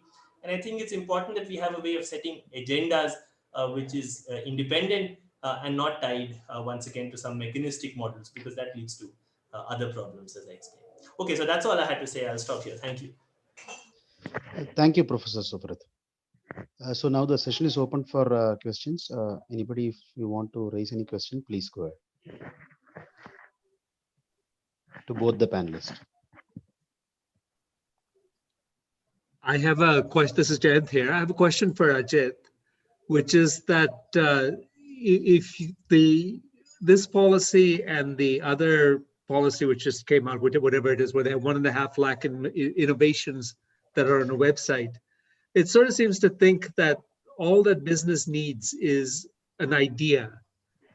And then somehow that will, someone has some jugaad which works for something, and somehow that will work into a commercial idea. And how does industry really connect to the people? How would you do that? I don't think that just putting a bunch of innovations on a website will do anything. How would you go to the farmer and say the farmer needs a better canal? How does that happen? Yeah, great question. So I think, so this is like, at least in the startup terminology, this is what is called a product market fit. So I have an idea. So that one way is like I build a product and then I figure out, I market the product and I hope someone buys. But this obviously is not an ideal way because it's very expensive. But because like I build a product, the market may not like it. I'll have to change a lot of things in the market. I think is like to identify the problem statement, either you'll have to come from the industry. For example, let's say I'm a farmer myself and I recognize like these are the problems, or I know someone who is like a farmer and I recognize the problem, then I start building a solution. Or let's say I kind of engage with the farmers for some period of time. And this is why I also mentioned about this fellowship where let's say people from different social status. And so that is why, like, if the problem is not well defined, which is very, very, very critical. I mean, just like research, I believe, the solution part is not very hard. I mean, let's say building an app, putting together some machine learning systems together is not hard at all. But the key challenge in, let's say, running a startup or a company for that matter is to identify the problem. And here, I believe there is a skewed thing because like people from certain social and economic status come into play. I mean, like, are fully there. Even if the market is available, for example, let's say if things related to farming and so on and so forth, people do not know enough about this area to actually make an impact. Yes, you have these farm to fork, just taking, I mean, continuing with the same example, there are these companies who are looking at marketing farm produce. But because that is something that people can relate to, people from these backgrounds can relate to, but you don't have necessarily a lot of innovation on the farming side. So this is really a problem. But typically, in an ideal way, one should deeply understand the problem and start building the solution. But in the real world, it rarely happens like that, because it's from a startup point of view, it's also a valuation game, in the sense like how much I'm valued. It is not necessarily how much revenue I'm making or how good my idea is or how many people will I certainly impact. It's about how I will be valued, and it is kind of a game where, let's say, I should look valuable. It doesn't matter what my true value is. I don't know if it answers your question, but that's how, let's say, the innovation in industry works. But a far more matured industries might take a slightly different view. They might have larger budgets and, let's say, kind of a larger, I would say, number of personnel and so on, who specifically focus on a problem. But there also, again, the problem is like, just like scientists are measured, I mean, people working in industries, they're also measured based on what they call the KPIs, the key performance indicators. And the key performance indicators, because of innovations are so hard to measure, they are rarely tied to innovation. They are about, let's say, increasing your sale by so much, or let's say, even let's say if it's linked to innovation, it's about bringing in certain new projects. But the actual innovation can't be quantified. So which means large industries don't necessarily bring in these new ideas of what people need in that sense. That's why they get disrupted by startups. And startups, ideally, which should disrupt in, let's say, if you take it in a theoretical sense, but given that they operate within a certain economic framework, they rarely do that. I don't know if that answers your question. That's my point.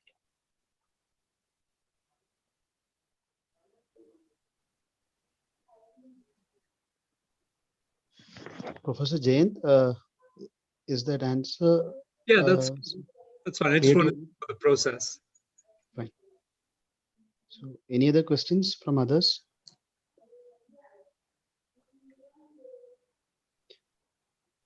Okay, so I have a question to Professor Suvrat.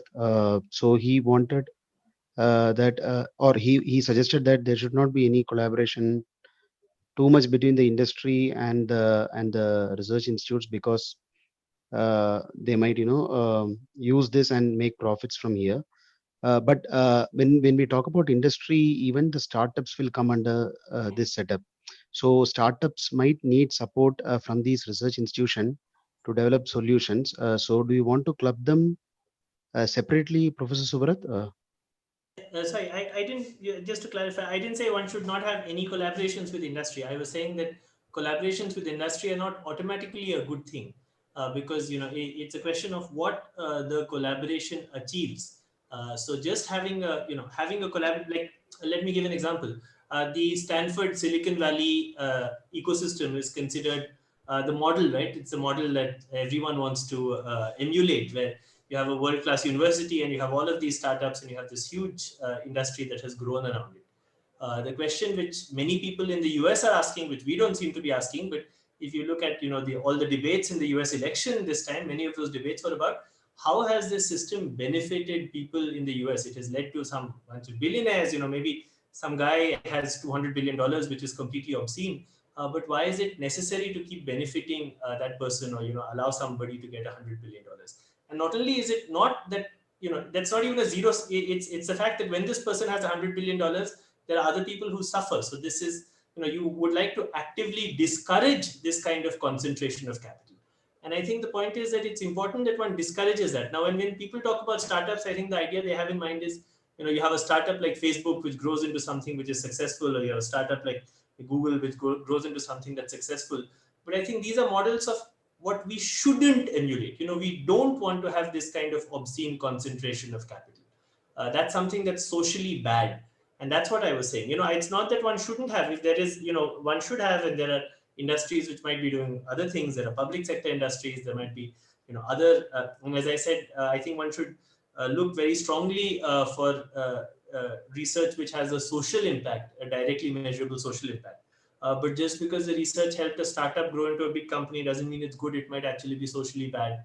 And and if you actually look at what is happening in these meetings and who is sitting in these R&D policies, it is these big capitalists in India. It is people like the founders of Infosys or the founders of Biocon, or these people who are sitting. And the reason they're pushing this is because they would like to make more money, and that's something that's bad for the rest of us. We need to object to that. And that's something which I find doesn't happen. And I find that these people have way too much influence on policymakers, and their benefits don't align with the benefits of society. That's all I was saying. It's not automatically true that they're our interests align. In fact, often they don't. Okay. Thanks for the clarification, Professor Surat. So Abhinav seems to have a question in the chat. Yeah, I'll just look into that. Yeah. You want to respond, Dr. Ajit? You mean for this question, Abhinav's question? Yeah. So Okay. he's actually responding to you probably. Okay, sure. Yeah. So I think what Abhinav says is, let's say, it's very valid. I mean, he says like India's STIP document fails to place the STI environment within the context of overall economic situation of the nation. Absolutely true. And most importantly, it fails to lay out a plan to achieve economic goals through STA policy. Yeah, this is exactly what we discussed. So his question is, in this context, what impact does lack of planning, when he says, I think planning, he says like, now that we don't have a planning commission, given that India gave a planning post to 2016, will have on implementing STIP. Yeah, I mean, just to give you the context, right? The document waxes eloquent about startups, innovation, again and again. Even from a purely utilitarian perspective, right? Without getting into the details of whether, as Professor Surat Raju mentioned, if it is actually beneficial, even from a purely like a metric-based method. If you look at the total funding raised by startups on per annum, this is a total funding, by the way, this is not total revenue. It works out to something roughly around 20 billion. And this is nothing in terms of, let's say, the actual proportion to the GDP. But the focus of the document is so much about startups. Now, the other point is, let's say, for example, like areas like agriculture that we spoke about, or forget even agriculture, where let's say technology-driven areas like information and communication technology, where innovation is supposed to be in the blood, in terms of in those companies. Even the STIP document does not even refer to them, at least in the innovation part. So this, as you can see, like this document is quite disconnected from even the economic reality. In the sense, let's say, I don't know, like information communication technology in terms of, let's say, contribution, maybe it contributes somewhere around 50 to 20% of the GDP roughly. And most of the engineering graduates, or let's say technical graduates that the country produces, they go and work in this sector. But the innovation policy hardly touches this sector. It doesn't even talk about this sector. Or what are the existing big companies of the big four of India will do, the Wipro, Infosys, or let's say TCS and Cognizance of this country will do. So this is hardly spoken about. So this is how disconnected from the reality is. So there's absolutely no plan or no basis on which, let's say, it will construct or it will lead to, it kind of relates to the overall economic planning of the nation. And this is to be expected, as Abhinav was rightly pointed out. This is my thought. Thank you, Doctor.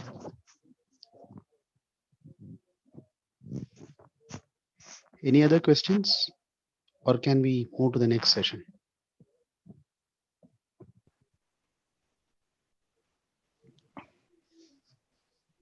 Shan, shall we move to the next session then? Yeah. Okay. Thank you, Ananta. Yeah. Thanks a lot, Dr. Ajit, and thanks a lot, Professor Surat. Thanks for the enlightening session. Oh, okay. Ravinder, you can take over the session.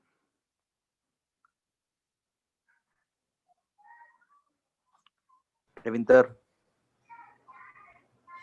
Yes. I think you're on. Is it audible?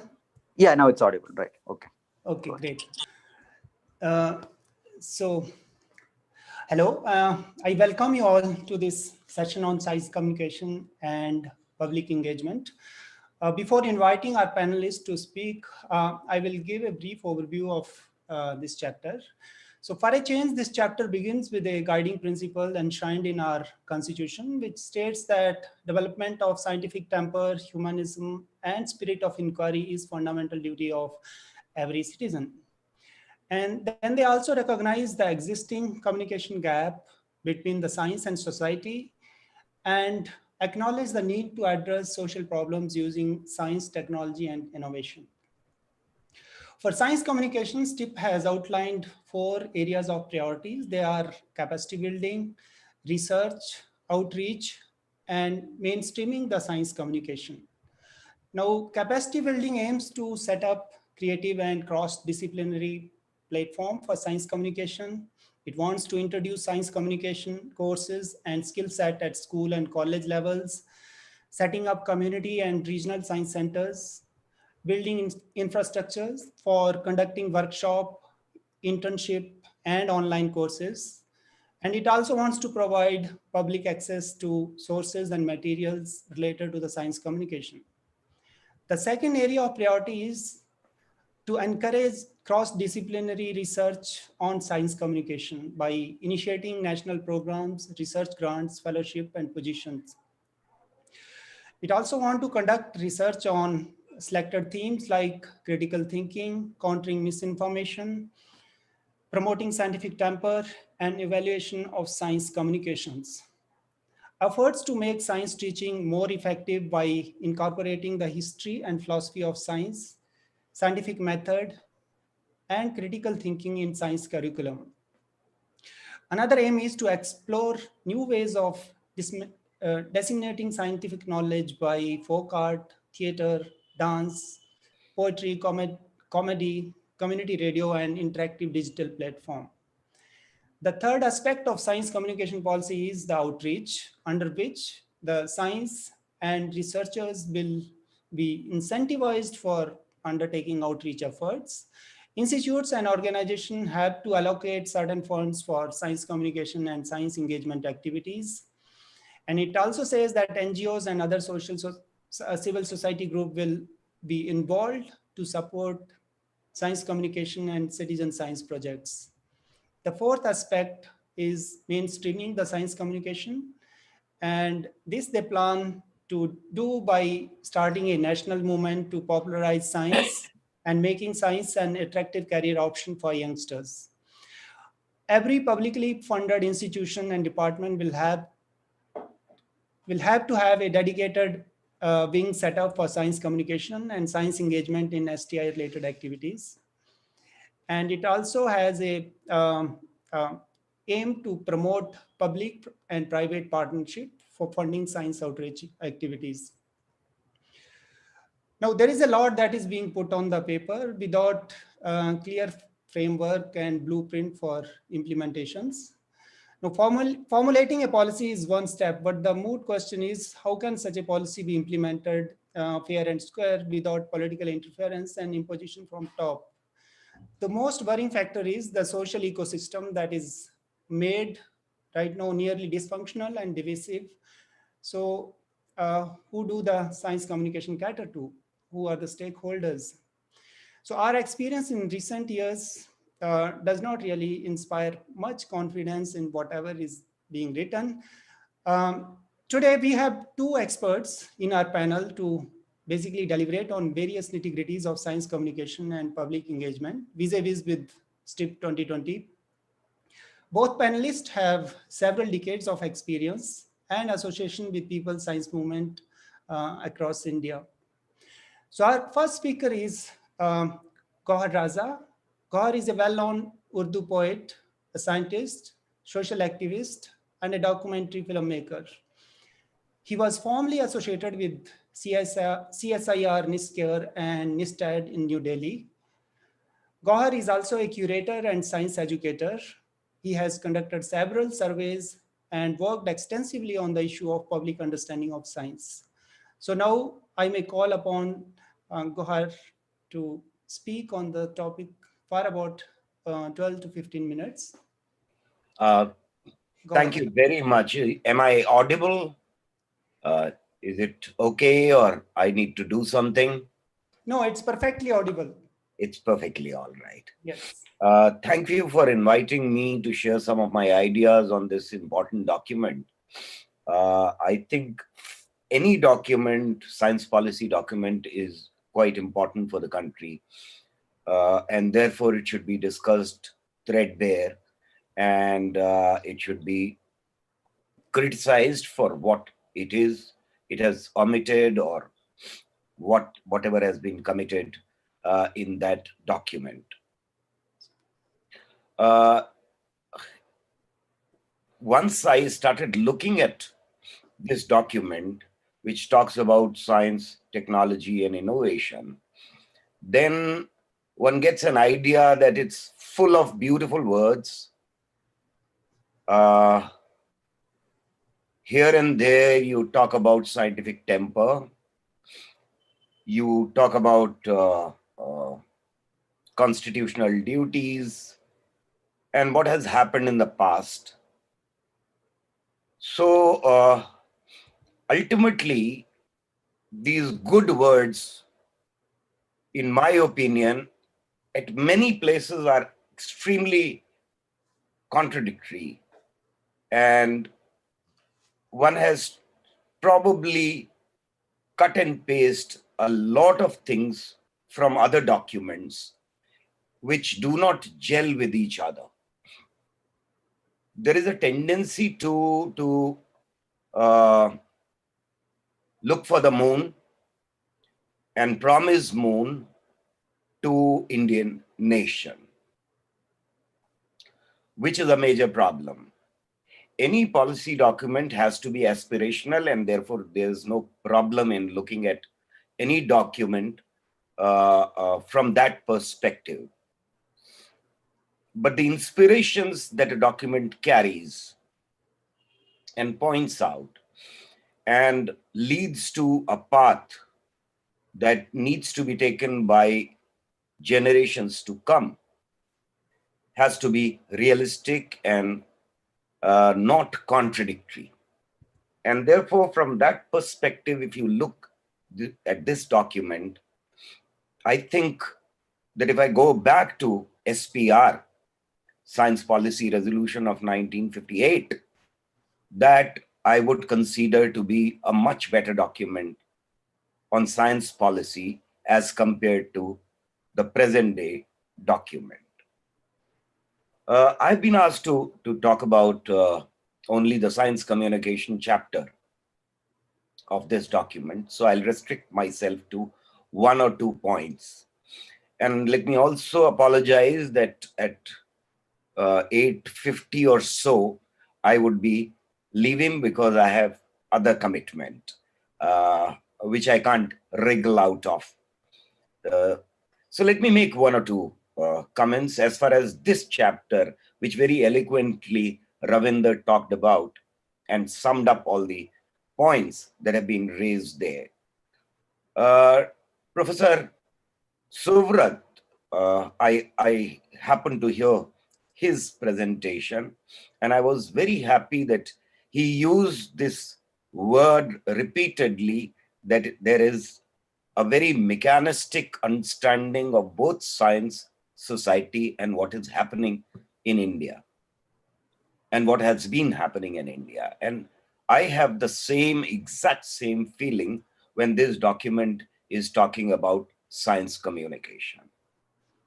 It's not only a mechanistic understanding of science communication or science itself, but it has a model that has been rejected long ago after a lot of debate during the past 20, 30 years.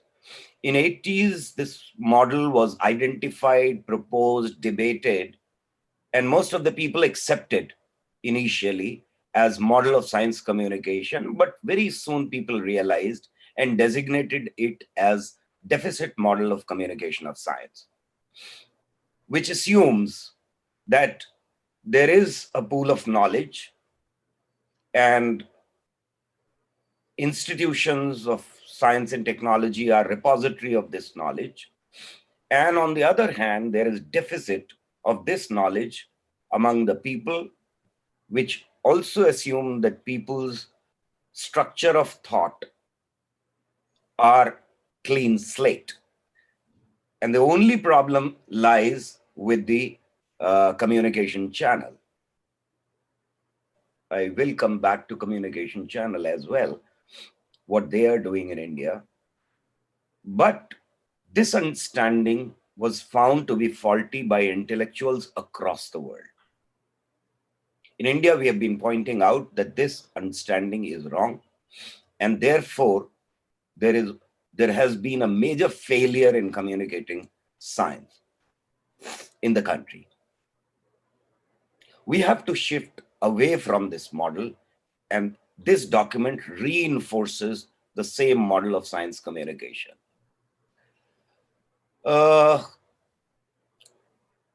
Therefore, those who have written, those who are architects of this particular document, in my opinion, while rehashing the old documents and using the same good words here and there, interspersing them with cyber technology jargons, have not even looked at the debate that is going on in the international arena. There is an example of Eurobarometer, and people talked about it a lot. There is plethora of literature. There is this model which was adopted in the United States of America, Korea, Japan, and there is another model which was adopted and remodeled gradually in China. That experiment has not been taken into account at all. So from international literature, it is not informed. This document is absolutely not informed from latest international either debate or the developments and experiments that have been conducted elsewhere. In India also, science communication has three major players. One is media, the newspaper, the channels, etc., etc. The other is institutions built by the government. One of the institutions that you just now introduced me as part of those institutions formerly have been dissolved day before yesterday on 14th, and new institutions, two institutions where I worked, have been merged and a new institution has been created. A government that cannot create new institutions is merging and trying to create new institutions. It's almost like renaming Allahabad as Prayagraj or something. So that this is how this government is operating. Personally speaking, I do not have any confidence on this government. A government that has a large number of political leaders who have been propagating and indulging in anti-science propaganda cannot be expected to produce a document, and we should have confidence on them that they will implement whatever good is there in this document.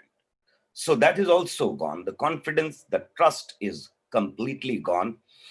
So when they are saying that they'll hold conferences for propagation of science communication, I don't think that a minister who says that he does not have, he does not believe in Darwinism will come to such a conference and deliver a lecture which will pave the way for a better communication of science and technology, or a chief minister or a judge will come to these important meetings. So what I'm trying to say is that there is an environment that has been created by the political leadership and political leaders who are sitting in very, very important places, including the Prime Minister, would abide by any of the promises that are being made here, which we may agree with. They would like to probably, this political leadership would like to probably subvert its own document wherever it stands by science and science communication, or wants to improve the consciousness of the people, scientific consciousness of the people, or scientific temper of the people. So that is besides the point. That's a political point that I'm making, that one doesn't have confidence.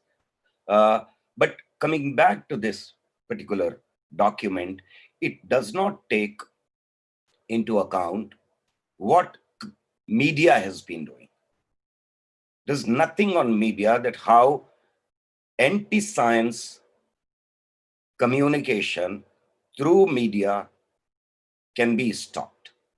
It does not take into account and has no comment on what are the hurdles, who is anti-science in the society, what are the forces that are impeding, and which are the forces they go against science to an extent that they kill people. They kill Pansare, they kill Dabolkar, they kill Kalburgi. They go to such an extent, and therefore there's no recognition of who we are as science communicators pitted against. In my opinion, I am personally, while reading this document, am not excited at all. The jumbled good words rehashed from other documents do not convince me that this government is serious about science communication in the country. And why I consider it to be extremely important area, that because I personally believe that if the country is not scientifically tempered, and we are unable to raise the consciousness of the people, then good science cannot be done. There is no way that in a scientifically ill-tempered society, you can create islands of excellence. We have seen those islands of excellence which were created at some point of time with a lot of commitment, of scientific community and political community, both. How they have deteriorated over a period of time, how they have been assaulted by babas and the environment that has been created in the country. It does not recognize that there is a section, and a very powerful section in the country which is anti-science and which is churning day in and day out myths and superstitions. And they're very powerful. They have a nexus between, it doesn't recognize the nexus between the corporate sector, these babas, and the political leadership. Unless and until a document in today's India recognizes these hurdles, science communication has no future. I think these are the points that I wanted to make. Thank you, Gaurji. I think you have summed up it very nicely. And we will go now to the next speaker. Our next speaker for this session is Jai Somnathan. Somnathan is a grassroots activist working with People Science Movement since last 40 years. He was part of National Executive Committee of All India People Science Network and Bharat Gyan Vigyan Samiti. Currently, he is Malappuram District President of Kerala Sastra Sahitya Parishad, KSSP, and he's also working as a regional coordinator of Integrated Rural Technology Center, Palghat. So may I request Jai Somnathan to speak for 10 to 12 minutes? Okay, thank you. मेरे जैसे grassroots कार्यकर्ता को बुलाया इसलिए आपको धन्यवाद, Bengaluru science initiative को। मेरा बात तो हिंदी में होगा, आपको समझ में आएगा मुझे उम्मीद है। आवाज पहुंच रहा है ना? Yes, yes. Okay. Please, yeah, very clear. Okay. Gauhar रजा मेरा रेस्पेक्टेड फ्रेंड है, या मालूम है, बहुत अच्छे ढंग से उन्होंने बताया है। मेरा इसने ओवरऑल देखा है, मैं कुछ पॉइंट्स, एक तो मुख्य रूप में इसका जो सस्ते एक ट्रेडिशनल नॉलेज के बारे में जो उसके जो एग्जीक्यूटिव समरी में बोल रहे, ये क्या ट्रेडिशनल नॉलेज ज्योतिष होगा या ये जो ट्रेडिशनल नॉलेज कितना साइंटिफिक होगा, इसके बारे में कैसे टेस्टिंग कैसे करेंगे। ये ट्रेडिशनल नॉलेज का हमारा जो वैज्ञानिक परंपराएं हैं, जैसे ही एक्चुअल सच्चाई से जो वैज्ञानिक परंपरा भारत का, वो एड्रेस करेंगे या ट्रेडिशनल नॉलेज के बारे में क्या कैसे करेंगे, इसके बारे में थोड़ा एक क्वेश्चन है। दूसरा है ये मुख्य रूप में ये साइंस टेक्नोलॉजी इनोवेशन पॉलिसी जो बाहर से देखने से बहुत अच्छा लगता है, सब कुछ ठीक ठाक देखेगा लगेगा, लेकिन इसके जो अंदर पूरा ये डाउटफुल है, जो लेन्स के बीच में बहुत सारा डाउटफुल है, क्योंकि इसमें एक बात मैं कह रहा हूँ, वही एक नया संगठन के बारे में, एक वैज्ञानिक संगठन, एक साइंस ऑर्गेनाइजेशन के बारे में इसमें 8.8 4.1 में इन्होंने कहा है, ये बहुत खतरनाक है। नया अभी जो पूरा देश में कितना वैज्ञानिक संगठन है, ये साइंस ऑर्गेनाइजेशन को क्या कोई फ्रीडम दिया है? तो जो साइंटिफिक ऑर्गेनाइजेशन है उसको फ्रीडम देना चाहिए। इसके अलावा नया एक साइंटिफिक ऑर्गेनाइजेशन का ये बहुत खतरनाक है, वो पूरा सरकार का एक एजेंसी होगा, ये पक्का है। उसके एक जो ऑर्गेनाइजेशन है उसको फ्रीडम के साथ काम करने का मौका देना चाहिए, क्योंकि इस बारे में अभी देखो साइंस कांग्रेस के बारे में आपको पता है, जो नोबेल जेदा जो रामकृष्णन वगैरह उन्होंने जो क्रिटिसाइज किया है, ये उसको वो सुनना चाहिए जो उन्होंने जो कहा है। दूसरा बात है, जो साइंटिफिक चैम्बर, बहुत जगह साइंटिफिक चैम्बर इस्तेमाल किया है, लेकिन ये जो सरकार ने अभी तक जो किया है वो उसके बिल्कुल उल्टा है। जो मिनिस्टर्स का है, वाइस चांसलर का है, स्टेटमेंट है, अभी जो इसमें जो साइंटिफिक चैम्बर लिखा बार बार कहा है, इसके बिल्कुल उल्टा है। आजकल जो हमने देखा है उसके क्या है, रेमेडी क्या है? दूसरा है, जो हमारा देश में इतना ज्यादा अंधविश्वास है, रूढ़िवादी विचार है, इसका ये इसको बढ़ावा देने में बहुत पूरा देश में लगातार काफी लोग काम कर रहा है। वो रोकने के लिए क्या कर सकते हैं? इस तरह जो जादू टोना है, रूढ़िवाद है, अंधविश्वास है, उसका प्रचार प्रसार करने वालों को उसके ऊपर क्या सजा करेंगे? उसके लिए क्या पॉलिसी है? भारत में जो सही एक वैज्ञानिक परंपरा है, तो उसके आगे करने से एक नकली परंपरा को आगे करने का एक गुंजाइश बार बार इसमें दिखाई पड़ रहा है। सही भारत का जो वैज्ञानिक परंपराएं हैं, उसके जो बेस में, बुनियाद में अगर इसके बारे में बात करेंगे तो उसका स्वागत करना चाहिए, लेकिन इसमें एक को थोड़ा डाउटफुल है। इसमें एक बात है, सरकार का बहुत सारा पॉलिसी है, इस पॉलिसी में भी पब्लिक प्राइवेट पार्टनरशिप को एक उसके बुनियाद पर है, बेस वही है, पब्लिक प्राइवेट पार्टनरशिप है। ये स्टेप का भी वही पब्लिक प्राइवेट पार्टनरशिप के बेस पर अगर लागू करेंगे, वो बिल्कुल गलत है, उसको विरोध करना चाहिए, क्योंकि ये कॉरपोरेट इंटरेस्ट के कब्जे में जाएगा। ये आम आदमी को इसमें कोई पहुंच नहीं होगा, कुछ कॉरपोरेट का इंटरेस्ट में हो जाने का पूरा गुंजाइश है।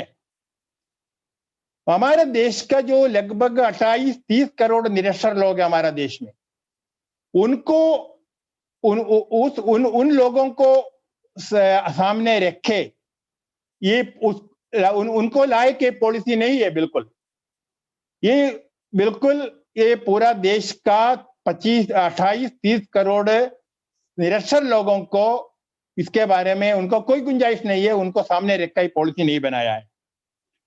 दूसरा है, जो आम आदमी के लिए एक हम लोगों को क्या करना चाहिए, क्रिटिकल एक आम लोगों के बीच में तर्क चिंता एवं वैज्ञानिक सोच पैदा करने के लिए उसके लिए एक ये व्यापक प्रचार प्रसार करना चाहिए। उसके लिए जो पीपल्स संवाद, जनकीय संवाद, उसके माध्यम से इसके जो खतरा लोगों के बीच में पहुंचाना चाहिए। हमारे जो ऐसे लोगों को बहुत जरूरी है। बाहर से देखने में बहुत कुछ अच्छा लगता है, जैसे गौर जी ने कहा है, क्योंकि महिलाओं के ऊपर जो थर्ड जेंडर के बारे में भी मुझे लग रहा कोई 1-2 जगह में बताया है, लेकिन उसमें कितना सच्चाई है, कितना उसमें कोई डाउट है। अभी एक सवाल यह है, अभी जो साइंस कम्युनिकेशन सिस्टम है उसमें क्या दिक्कत है? उसमें कोई एनालिसिस किया है, कहाँ गैप है? इसके बारे में पॉलिसी में मुझे लग रहा क्या साइंस कम्युनिकेशन अभी जो इधर है आज के सिस्टम में, इसमें क्या दिक्कत है, इसमें एक क्लियर पिक्चर नहीं है। मेरा हिसाब से इसमें जो एक सेंट्रलाइजेशन का ये सीधा वो कहा नहीं है, लेकिन ये केंद्रीकरण का एक है, दिखाई पड़ रहा है इसमें में भी। तो बहुत सारा सवाल उठता है। देखिए जैसे म्यूजियम के बारे में उन्होंने कहा है, museum virtual reality, actual museum उसमें हमको विरोध नहीं करना है। एक्चुअल जो एडवांस टेक्नोलॉजी और ऑगमेंटेड रियलिटी, वर्चुअल रियलिटी, वो सब स्ट्रेंथन करना ही चाहिए। लेकिन विज्ञान क्या है? विज्ञान सवाल करके उसको विज्ञान एक्टिविटी के मेथड पर ज्यादातर म्यूजियम में उस तरह होना चाहिए, क्योंकि केवल टच स्क्रीन के माध्यम से म्यूजियम, वो मुझे नहीं लग रहा उसमें बहुत ज्यादा ये सूटेबल नहीं है। क्योंकि ज्यादातर म्यूजियम आजकल हमारा देश में जो म्यूजियम है, मैंने कलकत्ता नेशनल साइंस म्यूजियम देखा था 3-4 कुछ साल पहले, वहां का जो मैं मूर्ति देखा पूरा पुरुषों का मूर्ति है, कोई महिला मूर्ति मैंने देखा नहीं। जय नेशनल साइंस म्यूजियम कलकत्ता में पूरा पुरुष का सभी लोग है, कोई महिला, हमारे देश में बहुत सारा महिला, उसमें मैं नहीं जा रहा हूँ। क्योंकि ये केवल टच स्क्रीन के माध्यम से होगा या उसमें एक्टिविटी बेस्ड रहोगे, ये सवाल है। ये कुल मिलाकर जो हमारा गांव में लोगों को, क्योंकि ये पॉलिसी गांव के लोगों को एड्रेस करना चाहिए, कि गांव में जो लोग हैं, भारत के गांव के लोगों को जो साइंटिस्ट के बीच में एक उनको जिंदगी बेहतर बनाने के लिए, उनको साइंस एंड टेक्नोलॉजी गांव के आम आदमी को, किसान को, महिलाओं को, घरेलू महिलाओं को, उनको जिंदगी बेहतर बनाने के लिए कैसे इस्तेमाल किया जाएगा, उनके लिए संवाद रखना, उसके जो एक्सपर्टाइज उनको जिंदगी में बेहतर बनाने के लिए होना चाहिए, उसके लायक एक पॉलिसी इसमें दिखाई नहीं पड़ रहा हो, इतना मुझे कहना है। बहुत धन्यवाद। Thank you, Somnath ji. So now the session is open for discussions, questions, and comments from the audience. So please go ahead. You can unmute your audio and please ask the question. So we have Gohar Raja, who will be leaving soon. So you can quickly ask questions if you have some for him.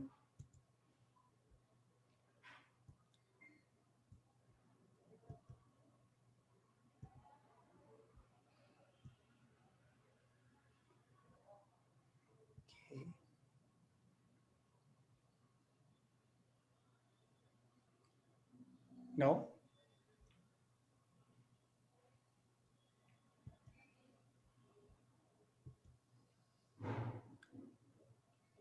So, Goharji, you want to add few more words before you go?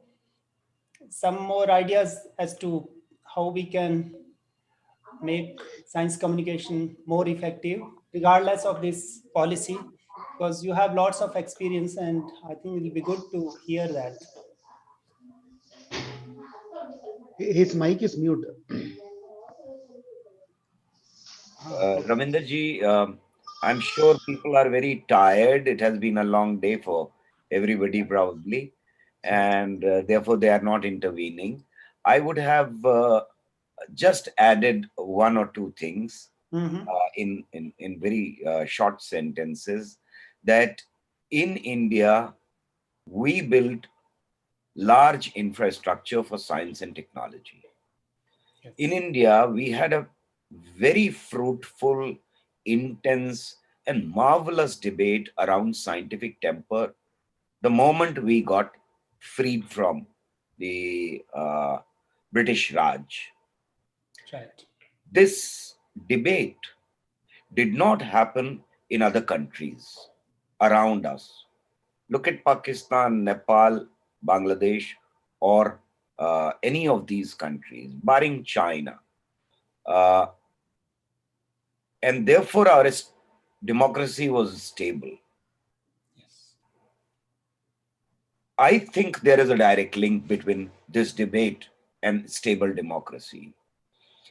This foundation of democracy itself is being eroded because those forces which are anti-science and anti-science communication have been unleashed completely, and they are going around spreading myths, superstitions, and anti-science ideas with impunity.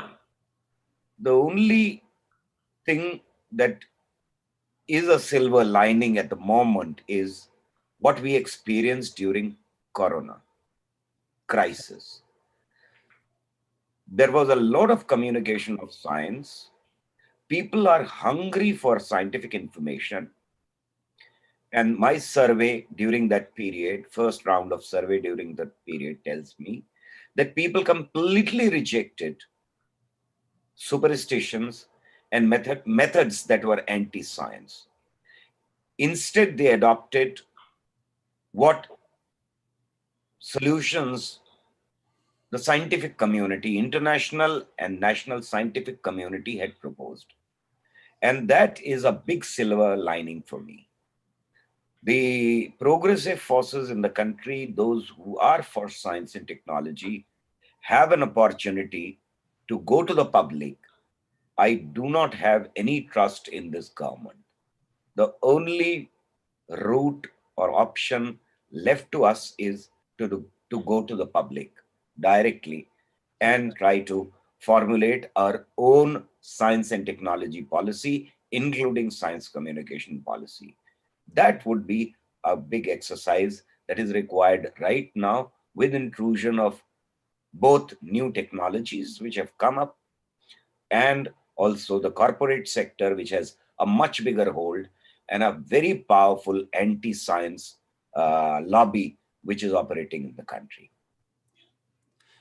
So, Goharji, I know you have to go, but if you have 1 more minute to spare, there's a question from Sandeepan, and he wants to know, he wants you to comment on how you see the role, including the possibilities of social media in science communication. So quickly before you leave, please.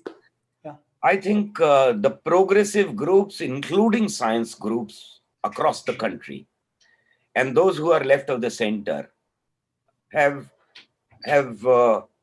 almost missed the bus. But it's not too late. We were the last to enter into the arena and use social media. I'm very happy that this is a use of social media, which we are doing at the moment. But we were late. The regressive forces were the first to use it.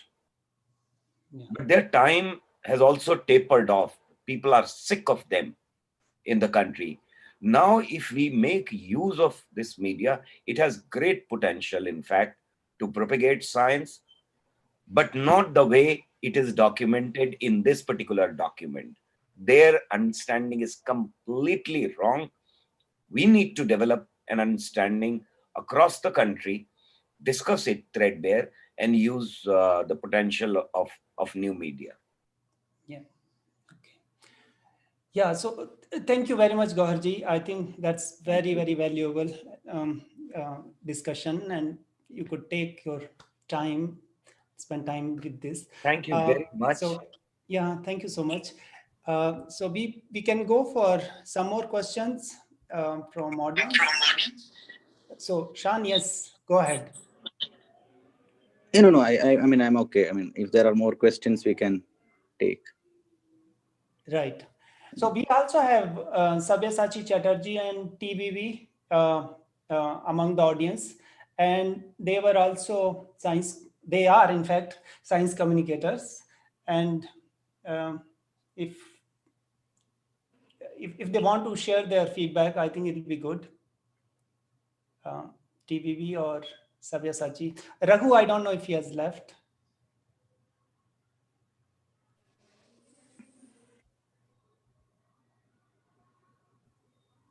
No.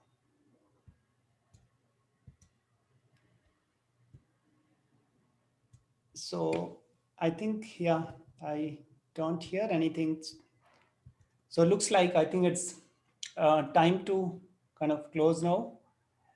We had a very good session, and I would like to thank both speakers, Gohar Raja and Somnathan ji, and also look forward for tomorrow's session on the other half of the STIP 2020.